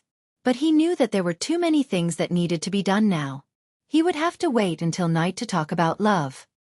He could only suppress the impulse in his heart and smiled at the girls. You can rest assured. This young master is very good. I didn't get hurt at all. Later, when the situation stabilizes, I will talk to you one by one. For now, young master Yang San is here. He is waiting in your study. Tiger's Mane walked into the side hall at the right time. His appearance helped Yang Chendong out of the situation, and also found a suitable excuse for temporarily leaving. Okay, this young master will go right away. After Yang Chendong finished speaking to Tiger's Mane, he showed an apologetic smile to the girls. Then, he got up and went to Hu Yan's side. He reached out and gently stroked her slender jade hand. Thank you for your hard work. Having her little hand grabbed by Yang Chendong in front of everyone, Hu Yan's little heart had long failed to live up to her expectations and was beating rapidly. Her little face was blushing and her head was almost buried in her neck. She didn't even know when Yang Chendong left. She only remembered that Chao Yin and the other girls came to her side and laughed at her for a while, making her even more embarrassed. In the study, Yang San rushed back from the capital after learning that the young master had returned safely. At the same time, he brought more detailed information about the capital. Flipping through page after page of accurate information obtained by the Security Bureau, Yang Chendong had a clearer understanding of the situation in the capital. Jianghu had indeed served several emperors. Once she gained power, her methods were very impressive. In an extremely short period of time, she had roped in many old officials for her use. From the looks of it, once Ing Zong returned to the court, the situation would become even more complicated. Among all the information, there was one that caught Yang Chendong's attention. That was that the eunuch Xing, who was serving Empress Qian and had followed Empress Dowager Sun and led the harem, had actually reached an agreement with Jianghu. This was also thanks to the Security Bureau being willing to spend money to obtain such important information. However, even Mao Mu probably didn't know about this information. Thinking about how Mao Mu, who did not know, might enter the palace to contact Xing and discuss his meeting with Empress Qian, Yang Chendong's expression changed. He decisively decided to change his previous plan. He looked at Yang San and asked, "Let me ask you, is it possible to contact Empress Qian without anyone noticing?" After some thought, Yang San gave Yang Chendong an answer. "It's possible. We bribed one of the Empress Palace maids, but if we do this, the spies we've spent so much money on will be exposed." "It's fine. If they're exposed, they're exposed. In the future, we'll just spend money to plant more spies. How about this? Immediately get in touch with that palace maid, and then..." Mao Mu excitedly returned to the capital and entered the Imperial Palace. Just as Yang Chendong had guessed, he went to find Xing, the chief eunuch serving the Empress. As the chief eunuch serving the Empress, Xing had 40 eunuchs under his direct command, and there were countless eunuchs under these 40 eunuchs. Unlike the eunuchs serving the Emperor, Xing authority was mainly in the harem. If the empress had too much power, then the chief eunuch in the harem could be on par with some of the chief eunuchs serving the emperor. From how Zong allowed Xing and Jining to assist him on this expedition, one could see his status. However, because Empress Jian wasn't keen on power, he wasn't as awe-inspiring as Jining. Even so, other eunuchs couldn't meet him just because they wanted to. Fortunately, Mao Mu was originally the eunuch in charge of the ceremony directorate. In addition, he had spent a lot of money to send a message to Xing, allowing the two to meet. So it's Eunuch Mao. But why aren't you working in the ceremony directorate? Why have you come to this duke's place? They met, but Xing's attitude wasn't good. He spoke in a condescending tone. Eunuch Xing, this lowly one has come to discuss something important with you. Please dismiss your attendants. Mao Mu saw that there were two other eunuchs in the room and spoke carefully. Xing was about to bring a cup of tea to his mouth when he heard this and was startled. He carefully looked at Mao Mu and saw that he wasn't faking it. He thought that Mao Mu wouldn't dare to harm him here, so he lazily waved his hand, leaving only the two of them in the room. Now that there were no outsiders, Xing put down his cup and said, Eunuch Mao, I hope that you truly do have something important to discuss with me. Of course. Eunuch Xing, to tell you the truth, this lowly one has just received an important piece of information. Zong hasn't died. After approaching Xing's ear, Mao Mu told him the information he got from Yang Chendong. Originally, Xing's expression was calm as usual, but after hearing this, his expression immediately changed greatly. He looked at Mao Mu with shock in his eyes. What did you say? Zong is still alive, and he's heading toward the capital, Mao Mu said in an excited voice, a look of pleasant surprise on his face. Where did you get this information? Xing's face was red, but he didn't know if it was because he was excited or for some other reason. Mao Mu didn't think too much at this moment, nor did he know that Xing had already reached an agreement with Jining. One of them was in the Imperial court while the other was in the harem. Both of them minded their own business. He thought that Xing had this expression because he was happy, so he said, I can't say where it came from yet. Someone is a vanguard sent back by Zong. He wants to meet with the Empress first, and Eunuch Xing needs to arrange it. Hearing that the vanguard was sent back, Xing's eyes flickered continuously. His somewhat gloomy eyes emitted a sinister glint. All right, I will personally arrange this matter. Just tell me when he might enter the palace. Mao Mu had come happily and left satisfied. Xing's last few words were about this matter. He would definitely tell the Empress his role in this matter. In this way, his meteoric rise was just around the corner. After Mao Mu left, Xing hurriedly left the harem and went straight to Jin Ying's office. But what he didn't know was that just as he left, two palace maids left the Empress's palace together. Xing's sudden arrival naturally attracted Jin Ying's attention. Currently, there was still a pile of matters to deal with in the Imperial court. He really didn't want to have any disputes with Xing right now. Of course, once he grasped the overall situation, no one knew what he would do. In the secret room, Xing told Jining the news he got from Mao Mu. As expected, it gave her a big fright. Eunuch Xing, this matter can't be taken as a joke. General Shi Hong said that Zong and hundreds of officials died in the battle, and his body has been found. How could there be another Zong? Jining thought of everything that Shi Hong reported in the Imperial court that day, and said in a doubtful tone, Yes. I don't really believe it either, but Mao Mu said it with certainty. Otherwise, Eunuch Jin can capture Mao Mu and ask him. Xing also wasn't too sure, so he wanted to capture the eunuch who told them the news and torture him.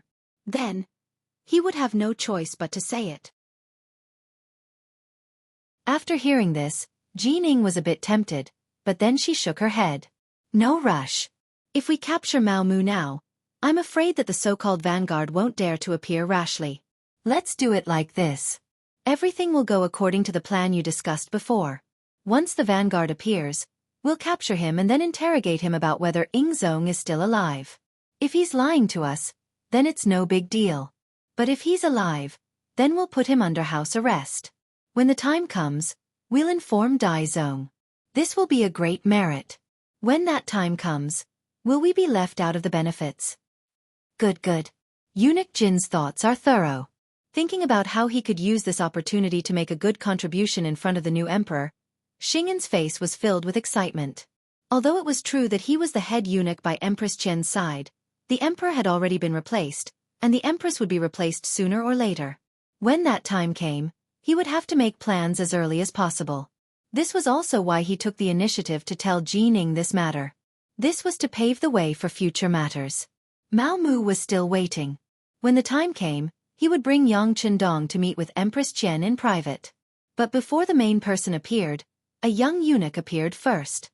Eunuch Mao, the sixth young master has a message for you. Immediately leave the palace with me. Who are you? Mao Mu asked warily when he saw that the young eunuch was unfamiliar. Eunuch Jin, don't worry about who I am. All of this was arranged by the sixth young master. He said that what you did has been exposed. Soon, a great disaster will befall you. Come with me now. The eunuch who came also had an anxious look on his face. He was taking a huge risk by doing this. If Yang San had not found him and said that he was willing to pay 2,000 taels of silver for him to make this trip, then he definitely would not have appeared here. If it had been any other excuse to find him, Mao Mu might not have left with him. But the young eunuch mentioned the sixth young master. That meant that not many people knew that the sixth young master was still alive. This matter was filled with more credibility. All right, I'll go with you.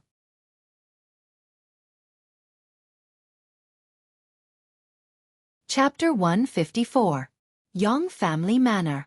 A carriage arrived outside the manor, and entered the manor without any inspection. As soon as it stopped, Hu Yan, Yang Duo, and Qiao Yin hurriedly came up to greet it. However, when the curtains were opened, only two women in palace maid attire were revealed. Hu Yan, Yang Duo, Qiao Yin, greets the empress. After seeing the appearance of one of the palace maids, the three immediately bowed. There's no need to be so polite. Where is the Eastern commander? Empress Qian's face was filled with anxiety. After greeting the three women, she directly asked for Yang Qindong's location. He is. The young master is in the main hall waiting for the empress. Because he has some urgent matters to attend to, he couldn't come to greet you. Qiao Yin explained for Yang Qindong. No matter. I'll have to trouble you three to lead the way. Empress Qian didn't care whether Yang Qindong came to greet her or not. What she cared about was the news the palace maids told her. It was that Yingzong wasn't dead. Just this one sentence was enough for her to take any risk and meet anyone. Speaking of this Empress Qian, she was truly a good woman. She wasn't greedy for money or power. She truly loved Zhu Qizhen wholeheartedly and saw him as her husband, not some emperor or monarch. History recorded that Yingzong was captured by the Walla during the Tumu Rebellion. In order to bring Yingzong back, Qian used up all of her wealth to redeem Yingzong. She lived frugally and cried all day long, praying to the gods to protect Yingzong's safe return. When she was tired, she would lie down on the ground, crippling one leg and blinding one eye from crying. When Ming Yingzong ascended the throne, Qian was honored as the Empress Dowager. After Yingzong returned, she and her husband were imprisoned in the southern palace for 7 years, relying on each other for survival. In the 8th year of Jing Tai, 1457, Yingzong was restored and Qian was reinstated as the empress. In the 8th year of Tian Shun, 1464, Emperor Yingzong passed away. His posthumous edict read, "After Empress Qian lives for 10,000 years, she shall be buried with Zhen." After Emperor Yingzong ascended the throne, he honored her as the Empress Dowager and gave her the insignia of CIE. It was precisely because he already knew this that Yang Qindong dared to inform Empress Qian that Yingzong was still alive, and not Empress Dowager Sunday. This was because the Security Bureau had already sent news that Empress Dowager Sun was currently under strict protection by Jining. It was likely that she would not be able to see her at all. Anyone who met the Empress Dowager in private would be arrested without question. In the main hall, Yang Qindong was listening to Tiger's Man's report and the movements of the embroidered uniform guards. Yang Qindong knew that it was only a matter of time before the news of his return leaked out. It would take at most 1 day, or at most half a day for someone to point the finger at him.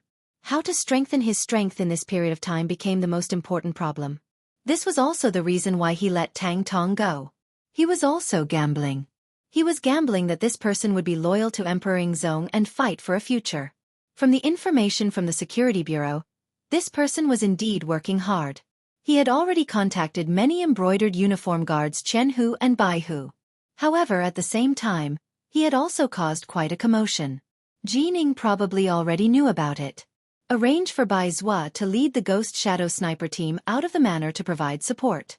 Remember, this is not the time to kill, but to warn.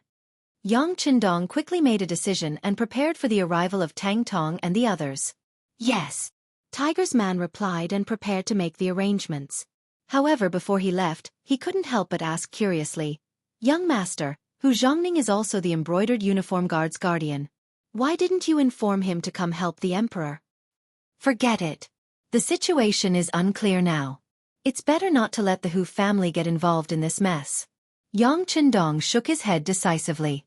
Of course, he had considered his future father-in-law. However, he could support Emperor Ingzong because he had the means to protect himself.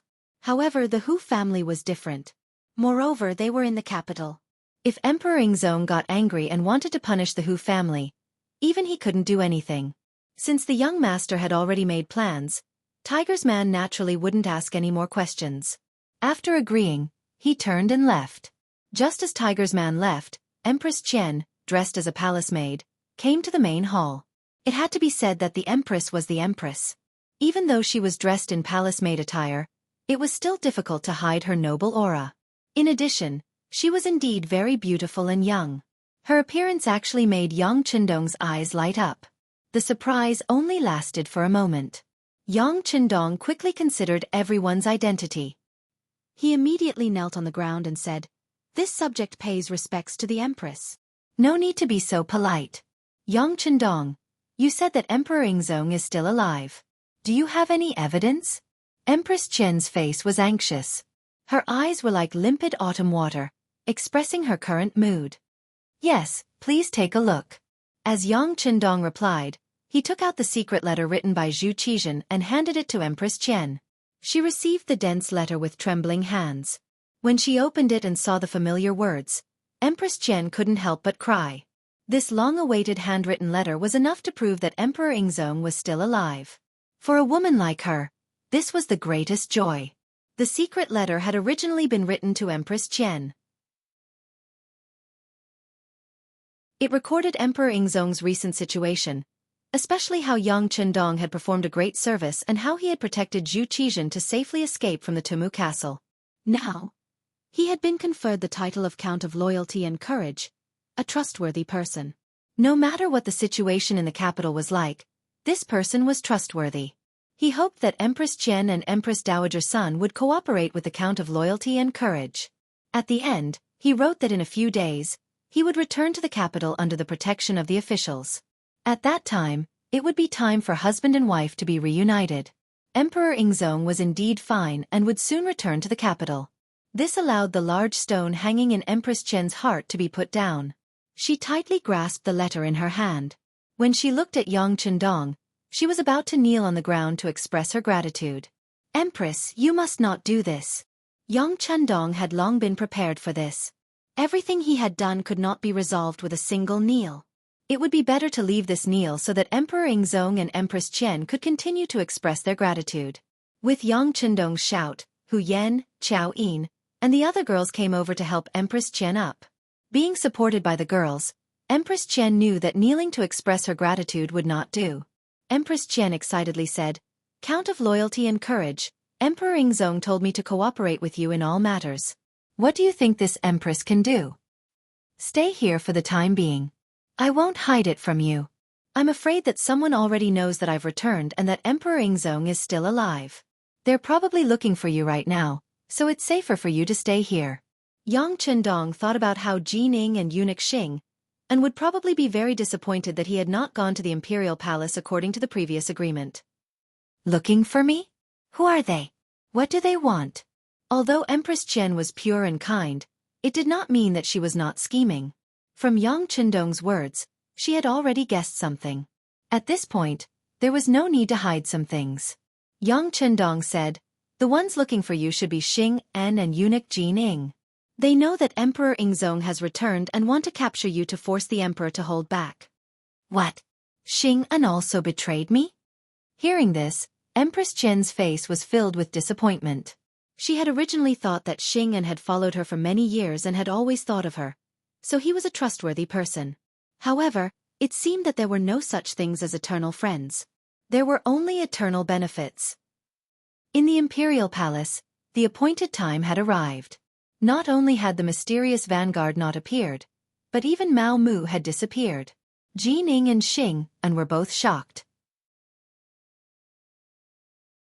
Xing suddenly cried out, "Not good, we might have been tricked. Quick, come with me to the Imperial Palace to see if the Empress is still there." Xingyan's reaction wasn't slow, but Yang Chendong had changed his plans long ago. How could he have predicted this? By the time they returned to the Empress chambers, Empress Qian had truly disappeared. For a moment, the two eunuchs slapped their knees in hatred, hating themselves for being so careless.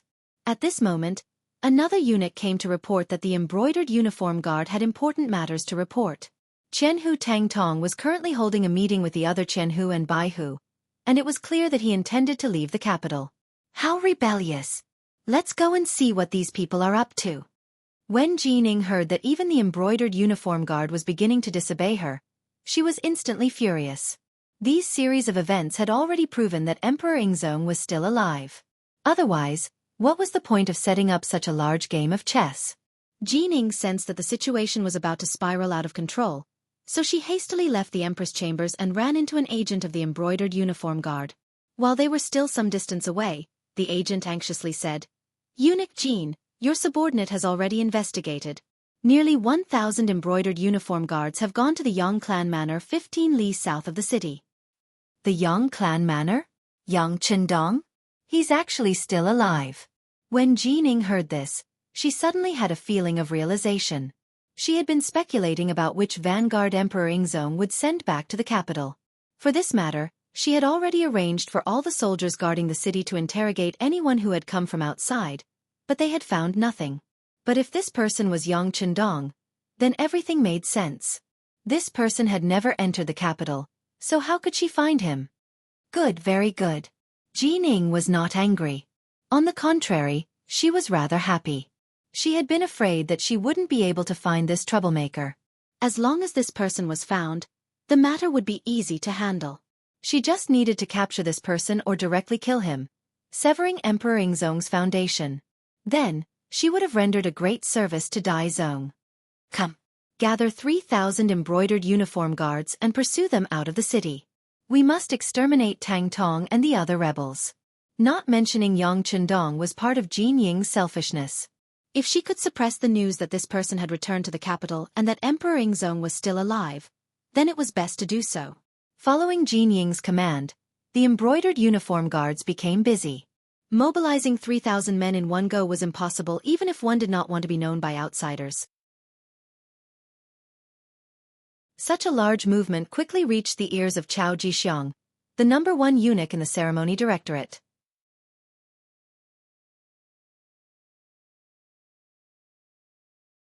Chapter 155. Cao Jixiang was the first of Wang Zhen's students. In the first year of Zheng Tong, 1436, the court sent an army to Luchuan to suppress Si Runfa. Cao Jixiang served as an army supervisor. In the 9th year of Zheng Tong, 1444, Cao Jixiang participated in a punitive expedition against Wulianga. Together with Duke Cheng Zhu Yong and eunuch Lu Yong, he sent out troops. In the 13th year of Zheng Tong, 1448, he went to Fujian with Marquis Ning Yang Chen Mao to suppress the peasant uprising led by Deng Maoqi. He supervised firearms with eunuch Wang Jin.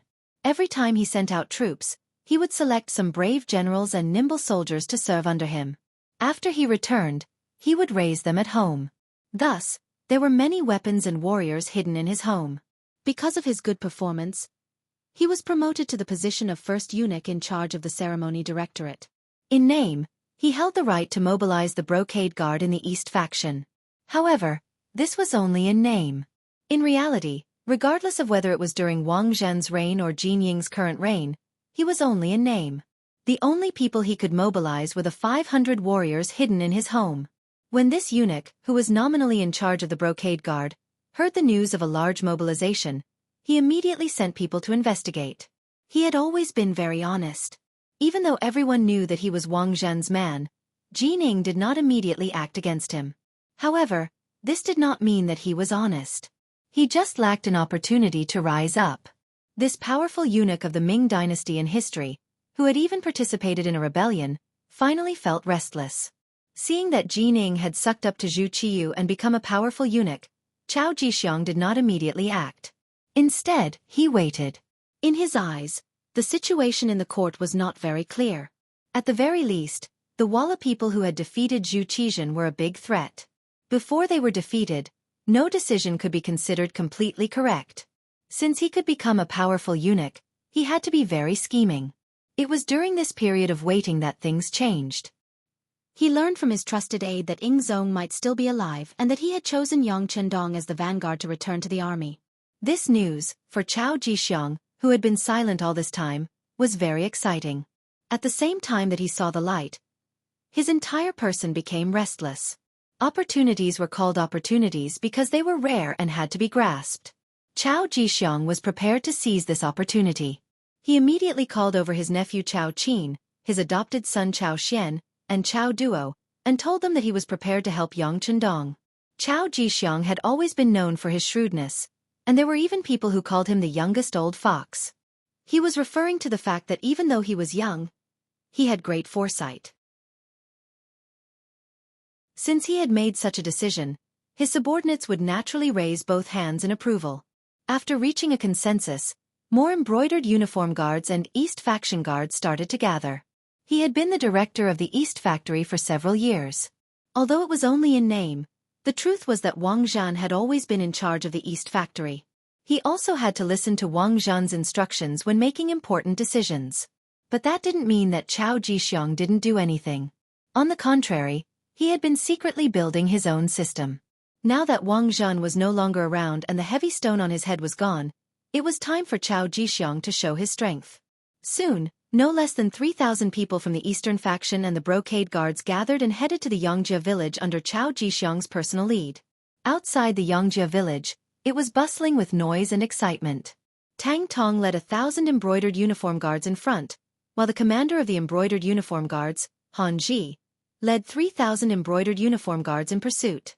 Behind them were the 3,000 embroidered uniform guards and East faction guards led by Chao Jixiang himself. They were like orioles following closely behind. The soldiers of the warden's office guarding the south gate of the Great Ming Dynasty looked at the large group of embroidered uniform guards and East faction guards walking out of the city. They guessed that something big must have happened, but they couldn't imagine what kind of big thing it was with their intelligence. On the road 5 li outside the Xianxia village, the Ghost Shadow Sniper team hidden in the dense forest on both sides of the road were ready. They were waiting for the enemy to arrive and give them a thunderous blow. This place would become the place for them to show their fangs once again. Xianxia stood alone in the middle of the road. He could already see the figures of Tang Tong and the others in the distance, but he still didn't panic. It was as if the army of 1,000 didn't exist. It wasn't until Tang Tong ran in front of him that he waved his hand and said, "Count Zhongdan has given the order. Warriors who are loyal to Ing Zong, stand behind me.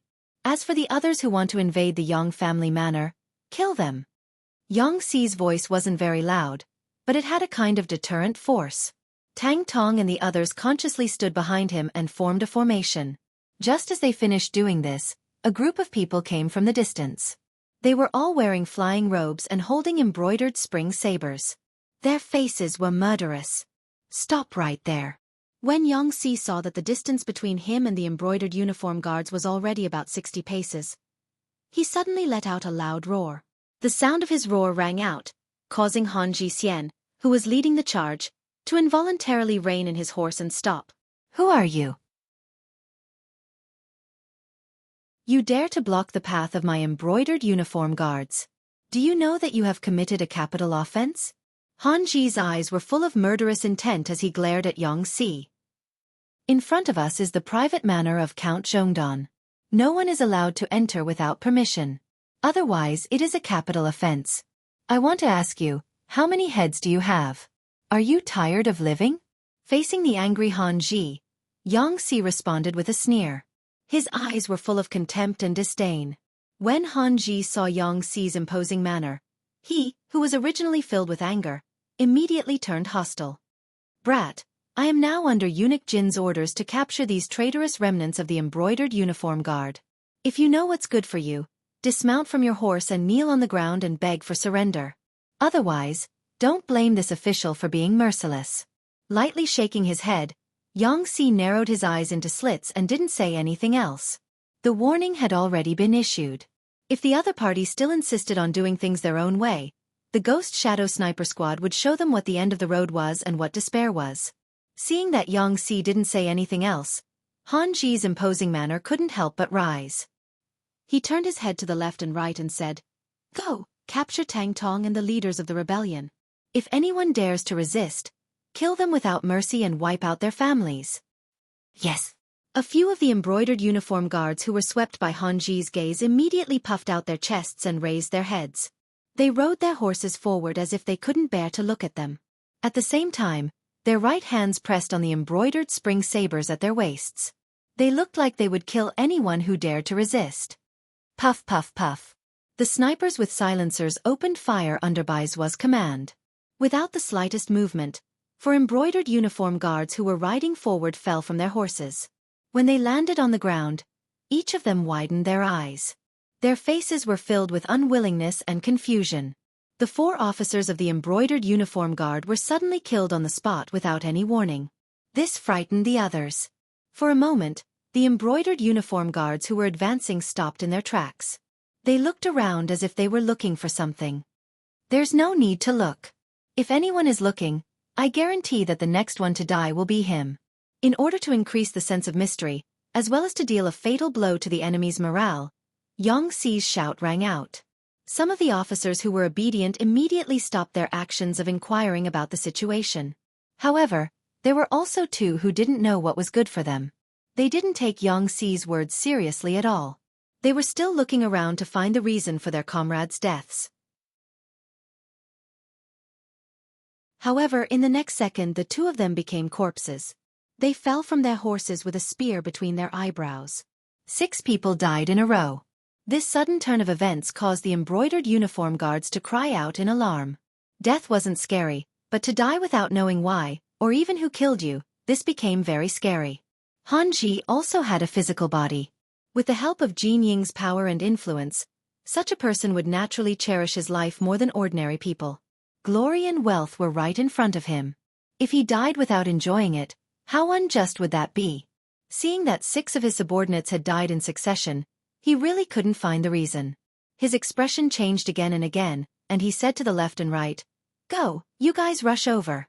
This official wants to see who is causing mischief in the dark." Han Ji didn't know the reason. Naturally, he couldn't go back and report to Jin Ying. Whether it was for his own position or to give his superiors an explanation, he needed more people to test the danger and find the real killer move. The embroidered uniform guards who were called out immediately changed their expressions. There were only 2 kinds of people who knew that they would die but still wanted to go forward. One was someone with strong faith. The other was someone who was stupid. For these embroidered uniform guards, faith was nothing. In their eyes, power and money were more important. To be elected to the embroidered uniform guards, they naturally weren't stupid. If there were no benefits, why would they be willing to take the risk? At that moment, several people looked at Han Ji with pleading eyes. Their pleading was very obvious. "What? Is no one going to listen to my orders? Let me tell you, if you rush forward and die in battle, you will die for the country. Your family will be compensated. On the other hand, if you disobey, not only will you die, your family will also be implicated. Choose for yourselves." The angry Han Ji wouldn't reason with his subordinates. He directly made his position clear. To outsiders, the embroidered uniform guards were very powerful. They could even capture important officials. However, at the same time, their internal rules were very strict. So strict that even the slightest mistake could result in death. Since Han Ji had already threatened them, they had no other choice. After a few people looked at each other, their eyes filled with determination. Their hands shook the reins of their horses and they leaped into the ranks. After a few more almost inaudible gunshots, none of the embroidered uniform guards were lucky enough to survive. They all fell off their horses and died.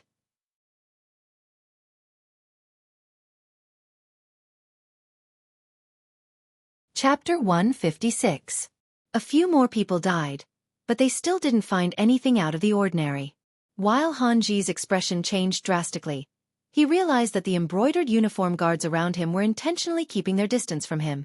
From the looks of it, it was clear that they were afraid of being called out and sent to their deaths. In the dense forest beside the road, the members of the Ghost Sniper team were very excited. They liked the feeling of taking someone's head from 1,000 meters away. The moment the bullet whizzed out, the blood in their bodies seemed to boil. Now they just hoped that Han Ji wouldn't be scared and give them a chance to kill to their heart's content. Would Han Ji be scared? The answer was yes. Seeing 10 of his brothers die in front of him for no reason, he was scared out of his wits.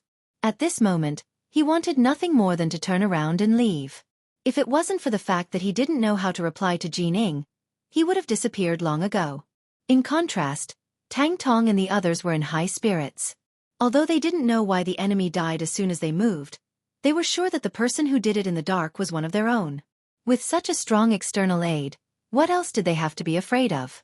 Now, they just had to watch the other party advance and die one by one.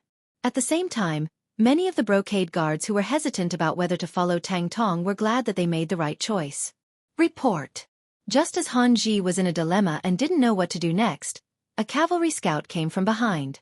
As soon as he appeared, he got off his horse and knelt on the ground. Report to Master Han, Chao Jixiang is leading 3,000 brocade guards to surround us. Chao Jixiang. Hearing that someone was coming to surround them, Han Ji didn't feel nervous. On the contrary, he was very happy in his heart. He was originally worried that he wouldn't be able to report back without a reason. Now, Chao Jixiang's arrival gave him enough of an excuse. Not good, they're here to deal with us. So, everyone listen to my order, retreat. Han Ji reacted as if he was facing a great enemy and shouted in horror. Then he urged his horse back. The other embroidered uniform guards who didn't want to move forward for a long time finally had a suitable reason and excuse. They all followed behind Han Ji and ran away. 3,000 brocade guards really came with a strong momentum and left with flying sand. In the blink of an eye, they had all retreated, leaving only 10 gradually cold corpses on the ground. Where is Tang Tong? Send people to deal with these corpses. At the same time, send 100 people to guard this place. No one is allowed to take a step forward without orders. Otherwise, these people will become their role models.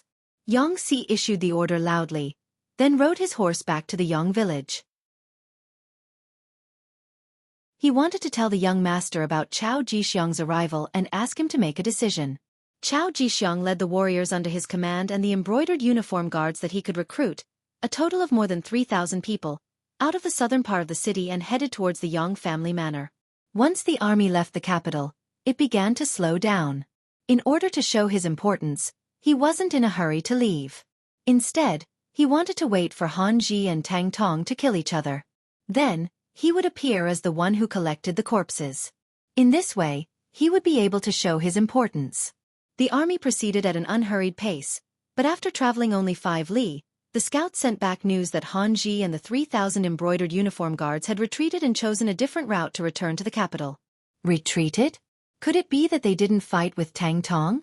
Or did they not catch up at all? Chao Jixiang's face was filled with confusion and doubt. This was different from what he had imagined. We caught up with them, but we don't know why the two sides didn't fight. After they discovered our existence, they quickly left. The scout also had a puzzled look on his face, but he still told the truth about what he had heard. Chao Jixiang, who didn't know the reason, knew that the opportunity to watch the tigers fight was gone. However, he wasn't discouraged. There were benefits to not fighting. For example, Tang Tong and the others were safe. This was also a good thing. He believed that he had the ability to devour this force. This way, he would be able to strengthen himself without suffering heavy losses.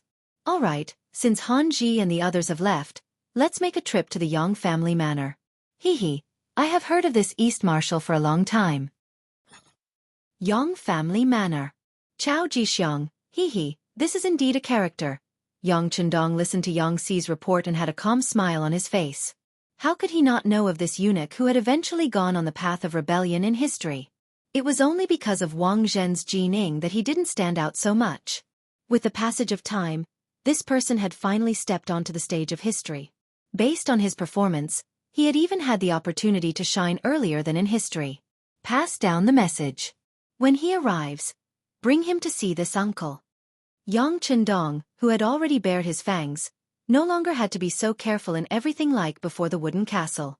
Even when facing Chao Jixiang, he still had a sense of superiority. Yes. Yang Si cupped his fists in acknowledgement and left. Yang Chendong was left alone to think about what to do next. He could no longer hide the fact that he was the vanguard of the Ying sect. A dynasty was about to have 2 emperors. He really didn't know what choice everyone would make. And what choice would the acting sect master, Zhu Qiyu, make? Han Ji led the 3,000 embroidered uniform guards back to the capital in a panic. As soon as they entered the inner city, they headed straight for the Imperial Palace. In the Imperial Palace, Jining had already told the newly ascended acting sect master, Zhu Qiyu, about the fact that Yang Chendong had returned to the capital as the vanguard of the Ying sect. She also told him about how he had already taken Empress Qian out of the palace. Zhu Qiyu's expression became somewhat panicked. His throne was not inherited from anyone, nor was it passed down orally like the other emperors. It was completely pushed to this position by the ministers who forced him to do something beyond his ability. He had originally thought that his brother, Zhu Qizhen, had died on the battlefield. That way, his throne would be rightful. But he had never imagined that he was still alive. What was the point of his throne then? Wasn't he being suspected of usurping the throne? Thinking of this, Zhu Qiyu tried to say to Jining, "Since royal brother is still alive, when he returns, we can give the throne back to him." Zhu Qiyu's answer disappointed Jining greatly. At the same time, she was shocked. If this was the truth, she could imagine what his fate would be.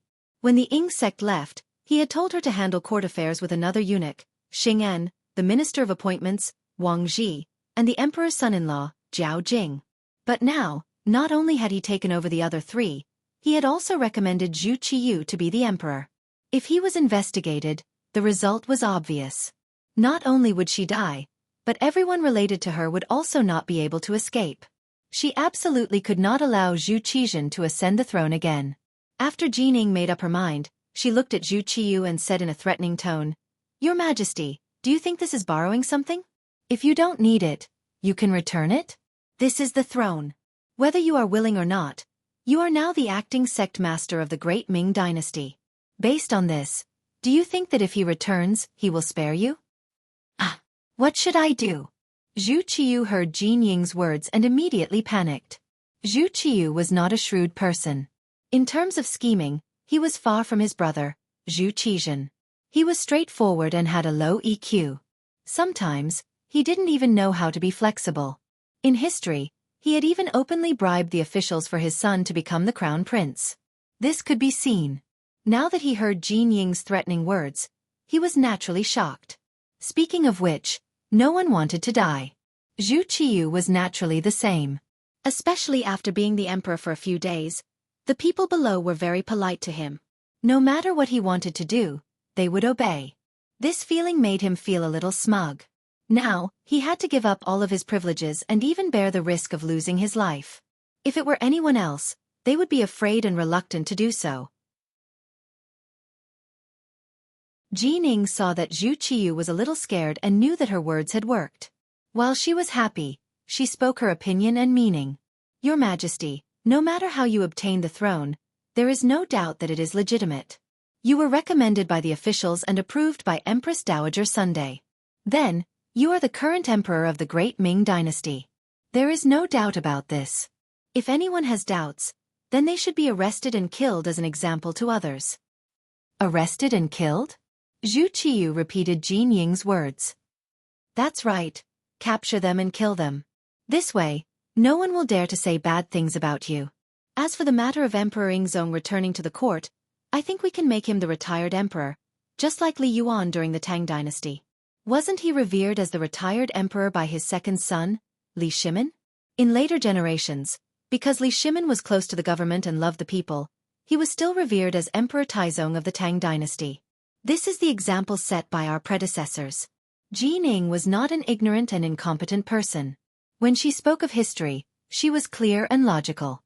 After Jinying's advice, Zhu Qiyu's expression became much better. He did not want to die. In order to live on and even live a better life, he could only let his imperial brother suffer. All right, then we will do as you say and honor my imperial brother as the retired emperor. However, I don't know how the officials will react. Will they support me? After all, I have only been the emperor for a few days. My imperial brother has been the emperor for more than 10 years. It's fine. As long as we give enough benefits, these officials will make the right choice, Jining said confidently. Now that he had great power and Zhu Qiu's support, he did not believe that anyone would dare to have any objections. Of course, he still prioritized roping in those who could be roped in. Ever since the Han dynasty revered Confucianism, the disciples of Confucianism were a privileged class and were high above the masses. They monopolized education and officialdom. They were decadent and fell. They were conservative and stubborn. However, they had great power. Even the emperor had to give face to Confucianism.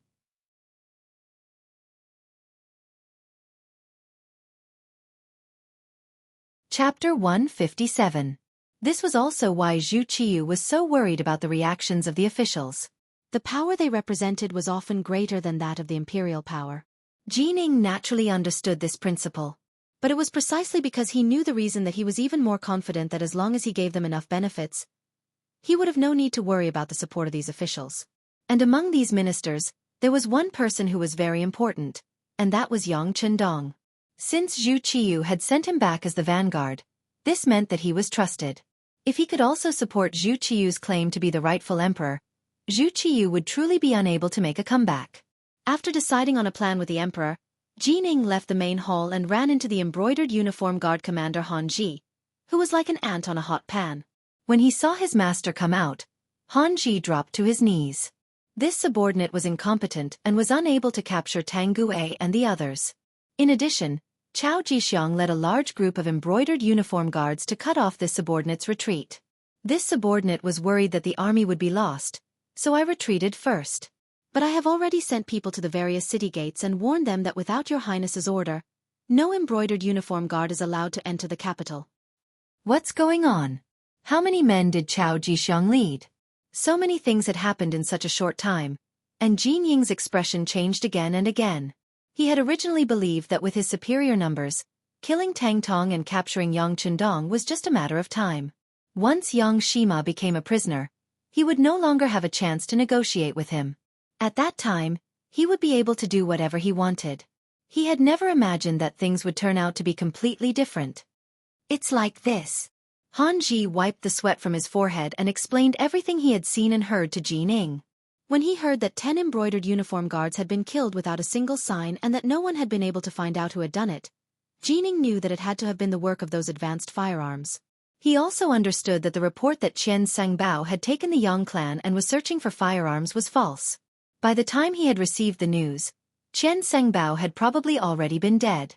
It seemed that the Yang clan truly could not be underestimated. With the advanced firearms, the Xianxia village was already impregnable.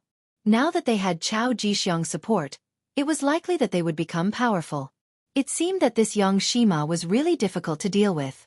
It would be impossible to defeat him without spending a bit of capital. All right, I got it. How about this? I will immediately report this matter to His Majesty. You lead the embroidered uniform guards and wait for my orders. After Jining finished speaking, she turned around and walked towards the main hall of the palace. She found Zhu Qiu again. My dear minister, is there something wrong? Seeing Jining appear, for some reason, Zhu Qizhen felt a burst of panic in his heart. Your Majesty, things are indeed a little unexpected.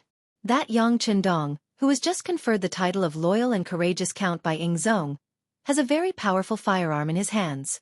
It can easily take a person's life within a few hundred steps. Just now, 10 embroidered uniform guards died in the hands of this firearm. As soon as Jining saw Zhu Qizhen, she made the situation sound very serious. If she didn't do that, she wouldn't be able to get his attention, and it wouldn't be easy to talk about the following conditions. There's such a thing? What should we do? Zhu Qiu started to panic again. He really didn't expect that he would be so nervous as emperor. Don't worry, I'll say the same thing. Your Majesty, as long as we give the loyal and courageous count enough benefits, it will be very easy for him to recognize you as emperor. Now it's up to us to see how much capital we can spend, Jining asked tentatively. Although he said that he had great power now, when it came to conferring titles, it wasn't something that a powerful official like him could decide. All right, as long as he's willing to recognize me as emperor, I'll confer him a high official. My dear minister, what do you think will satisfy him? In order to become emperor, Zhu Qiyu's life would no longer be threatened. At this moment, he was also willing to spend a lot of capital. With Zhu Qiyu's attitude, Jining breathed a sigh of relief. Your Majesty, since Ingzong can confer him the title of Count, why can't we confer him the title of Marquis? As long as we show enough importance, I'm sure that Yang Chendong will be indescribably grateful. At that time, he'll naturally follow your lead. When that time comes, Ingzong will really have no one to rely on. Confer the title of Marquis? That's fine. I'll leave this matter to you, my dear minister. Zhu Qiyu only hesitated for a moment before agreeing. Although there was a saying in the Great Ming Dynasty that one couldn't be conferred a title without military merit, since Imperial brother Zhu Qizhen had already conferred the title of Count, it shouldn't be too much for him to promote him.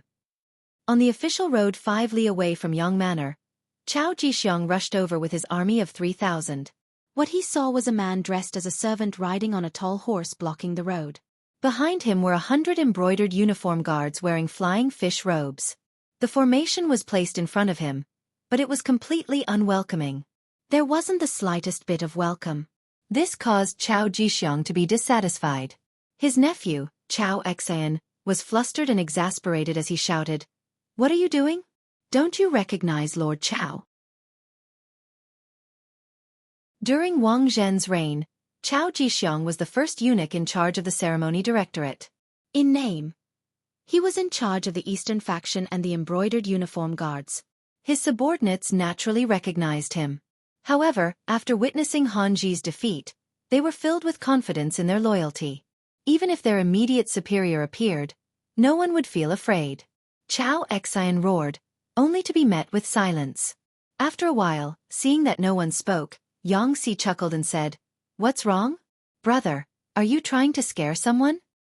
F***CK. Who are you? Chao Xian felt that he had lost face. He pulled out his embroidered spring saber and pointed it at Xianxia. The threat was obvious. Is no one going to take care of you spouting shit? Xia's expression also darkened. He looked at the leader, Chao Jixiang, implying that his subordinate was speaking rudely, but as the master, he was not going to take care of him?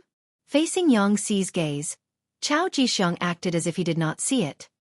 He raised his head slightly and looked at the sky above, as if he was sighing about the good weather today.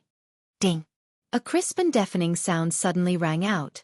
The embroidered spring saber that was pulled out was struck by the spear and fell to the ground. Chao Xian, who was holding the saber, also staggered and almost fell off the horse. Who is it? The sudden change caused all the embroidered uniform guards to be extremely alarmed. The foster sons of Chao Xian and Chao Duo even stood on the left and right of Chao Jixiang, and they looked around with the intention of clearly seeing where the threat came from. There is no need to look. If I want your little lives, it is merely a matter of raising my hand. The corner of Xi's mouth curled as he coldly snorted when he saw Chao Jixiang and the rest acting as if they were facing a great enemy. When his voice fell, it also attracted the laughter of the 100 embroidered uniform guards behind him, including Tang Tong. The mocking laughter entered Chao Xian's ears, causing his face to flush red. He felt that he had lost all face. In a fit of anger, he wanted to charge forward. However, he had just taken a step forward when the war horse under him was suddenly startled. It then fell to the ground with a plop. Chao Xian, who was unprepared, was thrown to the ground. When he fell off the horse, he rolled a few times.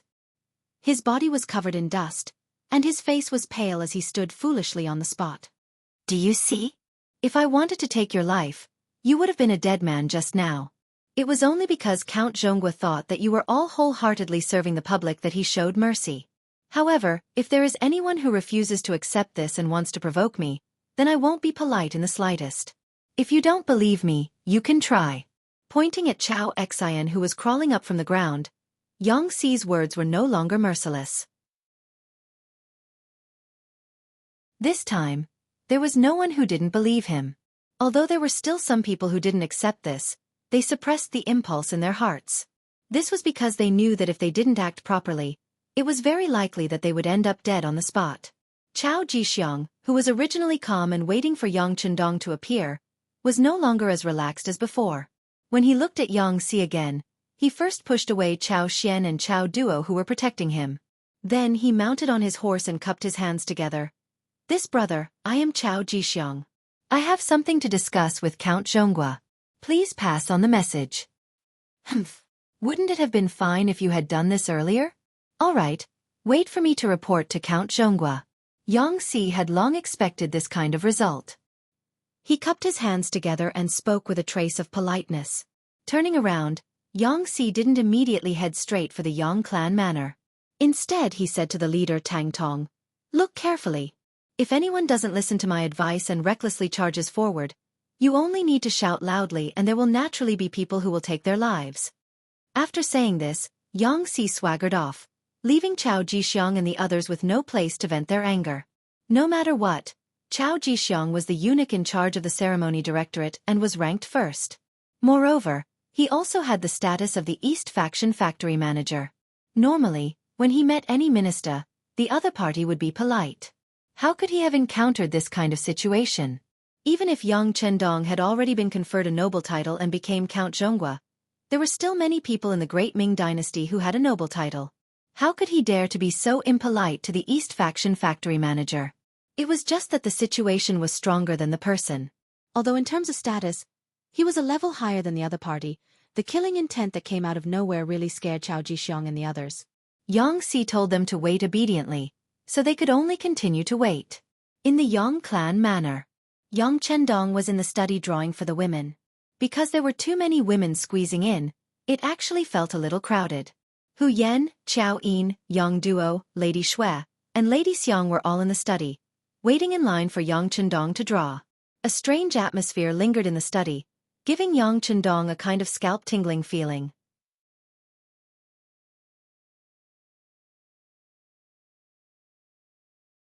Chapter 158. Among the 5 women, Hu Yan and Yang Duo were in the same group. Their gazes were the most direct, sweeping over Chao Yin and the other 2 women from time to time, giving people the feeling that they were scanning their bodies. Because of their backgrounds, Hu Yan and Yang Duo had more in common. In their opinion, it wasn't that a man couldn't marry a concubine, but he should at least respect the first wife, right? Obviously, Hu Yan should play the role of the first wife. Chao Yin and Madame Shui were in the same group. They were all people who had served Yang Chendong before, and they had the same experience of serving him. Naturally, their hearts were closer. However, when they faced Hu Yan's gaze, they still felt a little unnatural. Perhaps they also knew that with their backgrounds, it was impossible for them to be the first wife of the 6th young master. To be able to become a concubine was already a blessing from their ancestors. The last of the 5 women, Madame Xiang, felt uncomfortable standing there. She was extremely careful when she spoke and walked. Her background wasn't good, and she hadn't been recognized by Yang Chendong. Logically speaking, she shouldn't stay here. However, after experiencing the previous incident, she didn't want to let go of this relationship. So what if she was looked down upon? In short, this time she definitely wouldn't back down. Even if she had to refuse, she would do it on Dong Shuai's bed. It was said that 3 women were enough to make a show, but now there were 5 women. 4 of them had feelings for him, and one of them was his biological sister. Yang Chendong didn't know what to do. Although he was still holding a brush, he was no longer in the mood to paint. Cough. With a light cough, Yang Chendong decided to change the situation. Some things needed to be made clear.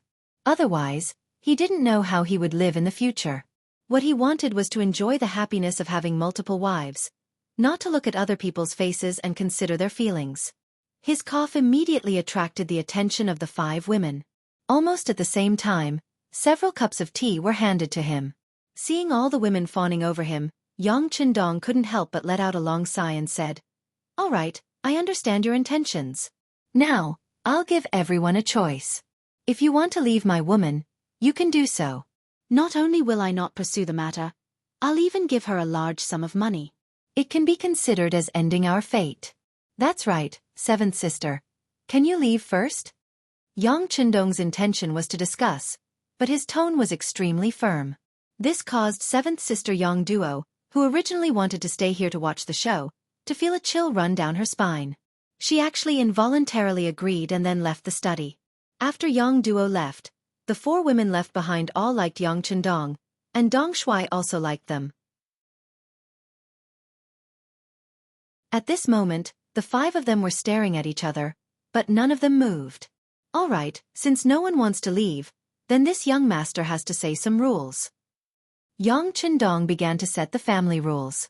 As the saying goes, nothing can be accomplished without rules. If he didn't make things clear in advance, if something happened in the future, it wouldn't be easy to come up with a solution. Since you've chosen to be Yang Chendong's woman, then the first thing you need to do is not to be jealous. If anyone can't accept this, then you can also leave now. My promise just now still counts. As he spoke, Yang Chendong's gaze fell on the 4 women one by one. After seeing that the 4 women didn't have any reaction, Yang Chendong said, "Then it can be considered that you've agreed.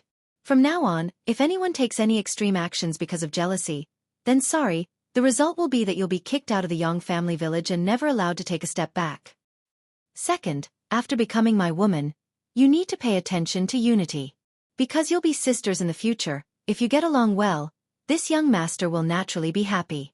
If I have to see you use all kinds of methods to fight, then I'll be very unhappy. The result will also be that I'll be kicked out of the Yang family and never allowed to enter again. Third, you can have your own business. As long as you're willing to do it, this young master will support you and provide you with enough money. I'll also send people to protect you. In other words, I'll give you enough freedom. But there's one thing, you're not allowed to be with other men behind my back. If I find out, it won't be as simple as kicking you out of the Yang family. This is my bottom line, and I hope you'll remember it in your hearts. Fourth, as long as it's money you earn, you can spend it however you want. I won't ask. Even if it's not earned by you, you can spend it if it's my money and I won't ask. But if anyone wants to scheme against my money, use it to do bad things, or even support those who oppose me, then I'm sorry, the consequences are not something you can imagine or even bear. Fifth, after becoming my woman, you don't need to care too much about status. I'll treat you equally. As for how you'll call each other sisters, that's up to you. I won't interfere in these matters. But I also don't want anyone to bully the weak and think that they're better than others. That's something I won't allow. All right, that's all for the above 5 points. I've finished my requests. If you have any other requests, you can raise them now. But after today, once I walk out of the study, don't talk about it casually in private. Do you understand? Yang Chendong pretended to have a cold face as he raised the 5 requests. Then, his face turned from gloomy to sunny and was full of smiles. When it came to feelings, Yang Chendong had to admit that he was a little selfish. For women, it could be said that each had her own merits. He didn't want to let go of any of them, but he also didn't want to hurt any of them, so he had to say the ugly words first. Yang Chendong changed from a cold face to a smiling face, causing the 4 women to feel relieved.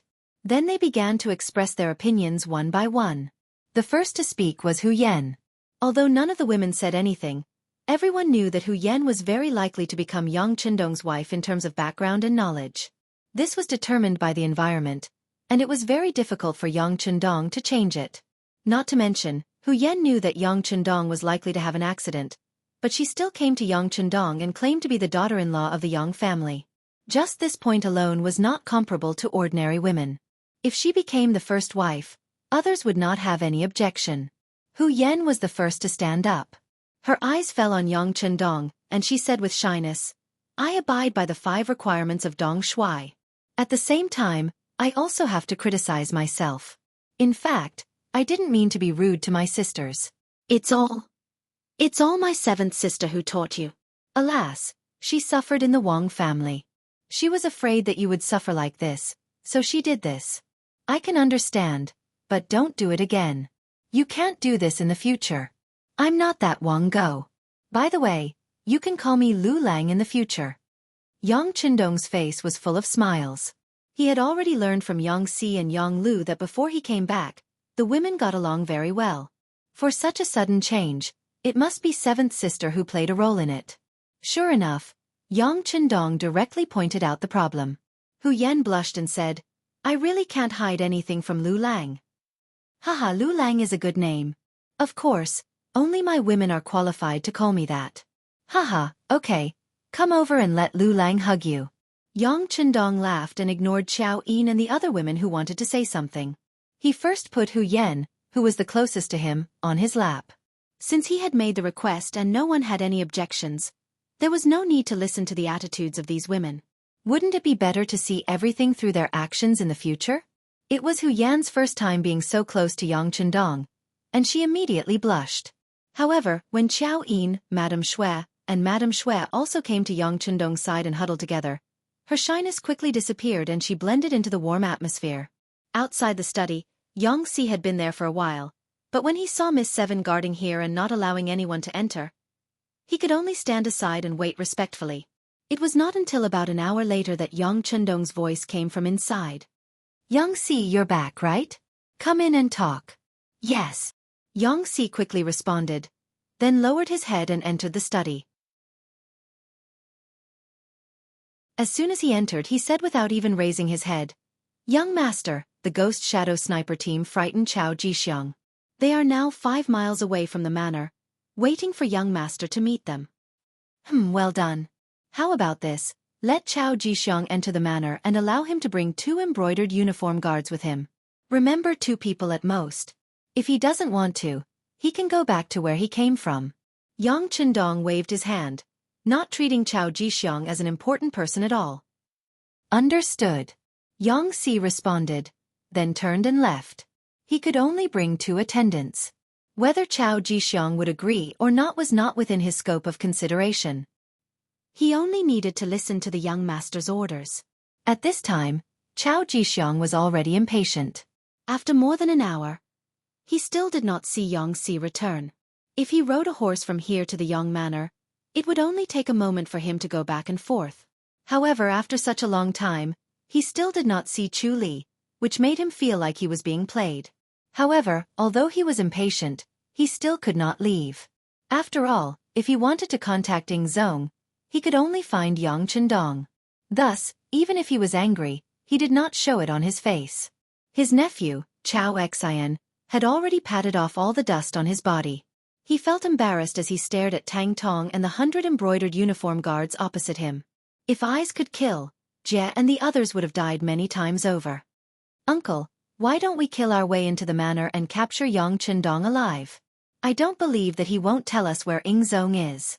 Chao Xian, who wanted to regain his face, saw that Yang Si was not coming back, so he impatiently suggested to Chao Jixiang.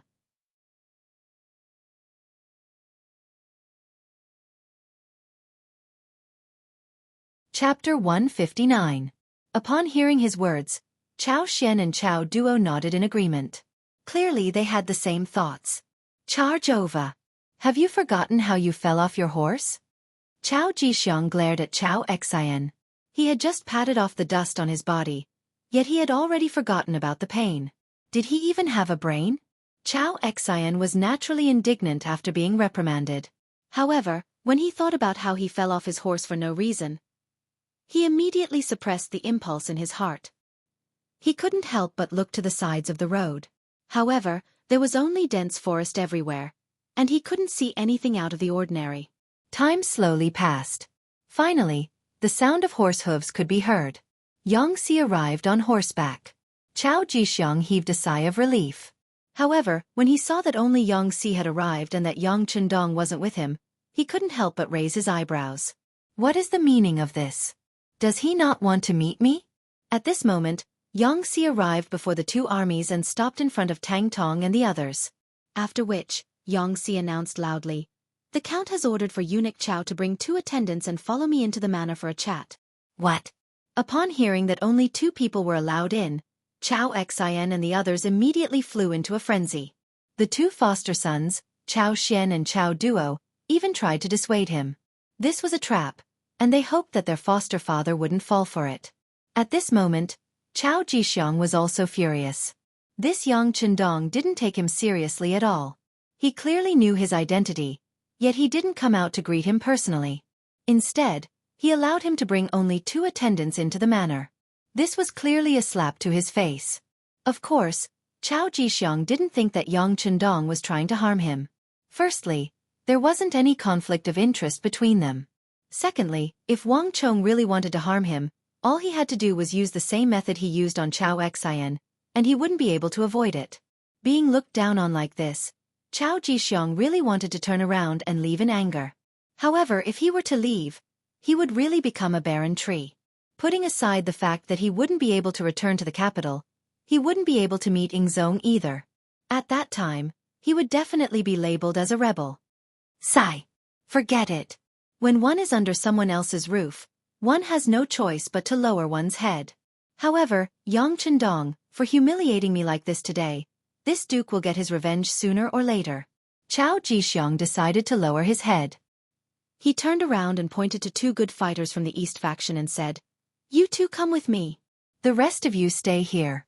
Remember, no matter what happens, no matter how long you wait, stay here obediently.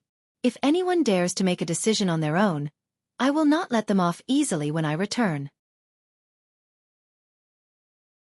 His gaze lingered on the trio for a while before Chao Jixiang tidied up his attire and rode over to Xianxia with his two servants. "Brother, please lead the way." "No problem. No problem. Please." Seeing that Tang Tong was being polite, Xianxia naturally returned the greeting. Then, the four of them walked past Tang Tong and the others, heading straight to the Yang clan manor. Not long after Chao Jixiang left, another team arrived behind his team. The leaders were Jining, Han Ji, and the others. Jining seemed to cherish her life. She had brought 3,000 men with her this time. Although both sides were embroidered uniform guards, in reality, they belonged to two different camps. The moment they met, an atmosphere of mutual hostility filled the air. "Do not attack without orders. I am here to pay my respects to Count Zhongdan. Please make way." Jining walked at the front. On her left and right were the martial arts experts from the East faction. This was to ensure that if anyone tried to harm her, she could react immediately. Since Jining did not take the initiative to attack, Chao Jixiang and the others naturally would not look for trouble. Everyone was wary of each other and allowed them to come before the two armies. With Xianxia gone, Tang Tong became the person in charge and was pushed forward. The moment he stepped forward, his aura was greatly reduced in front of Jining. He actually cupped his fists and bowed, saying, "Greetings, eunuch Jin. Oh, I remember you. You are Tang Tong, Jianghu of the embroidered uniform guards, right? Haha, how about this? I will have to trouble you to inform him that I have something important to discuss with Count Zhongdan."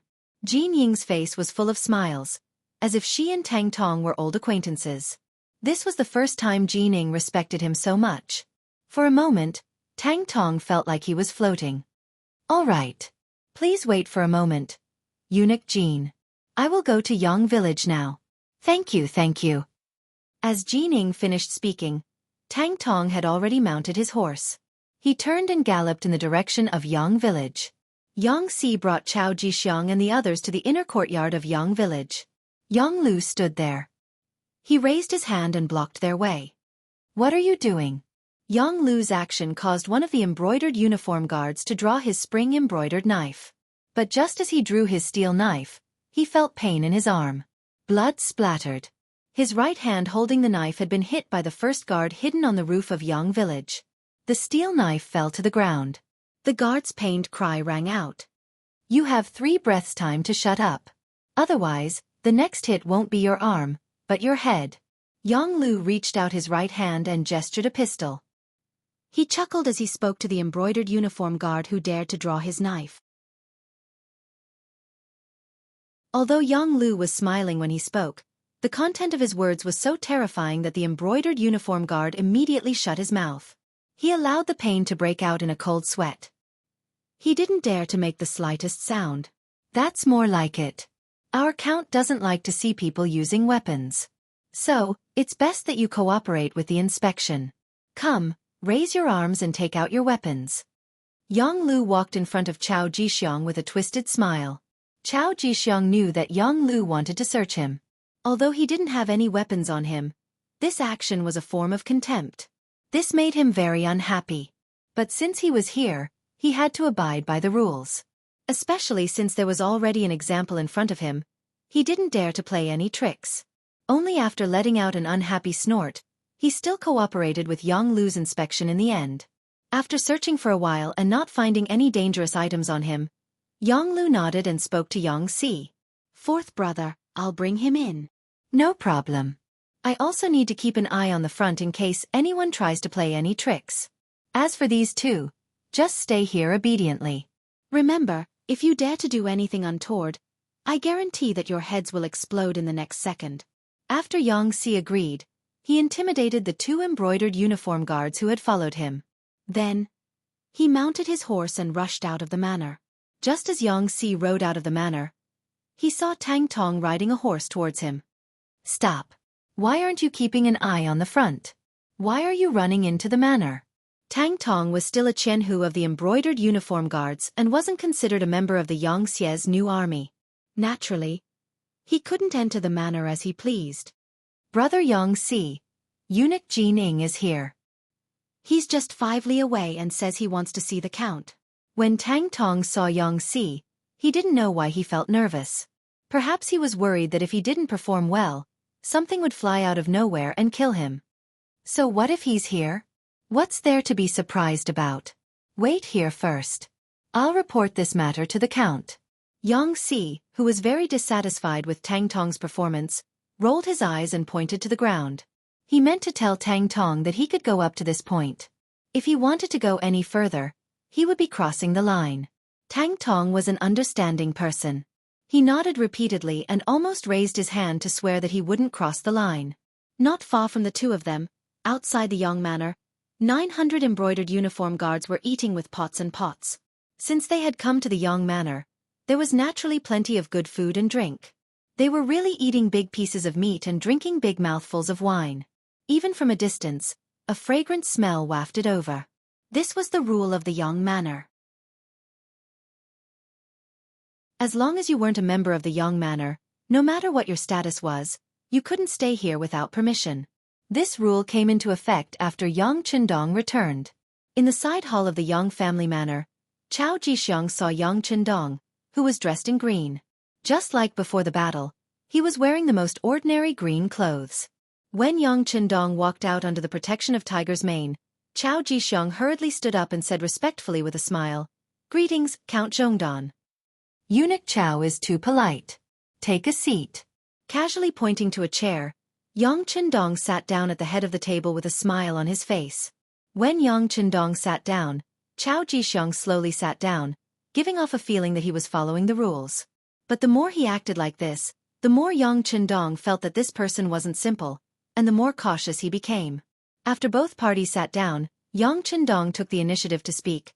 "I believe Eunuch Chao is here to ask about Ingzong's whereabouts.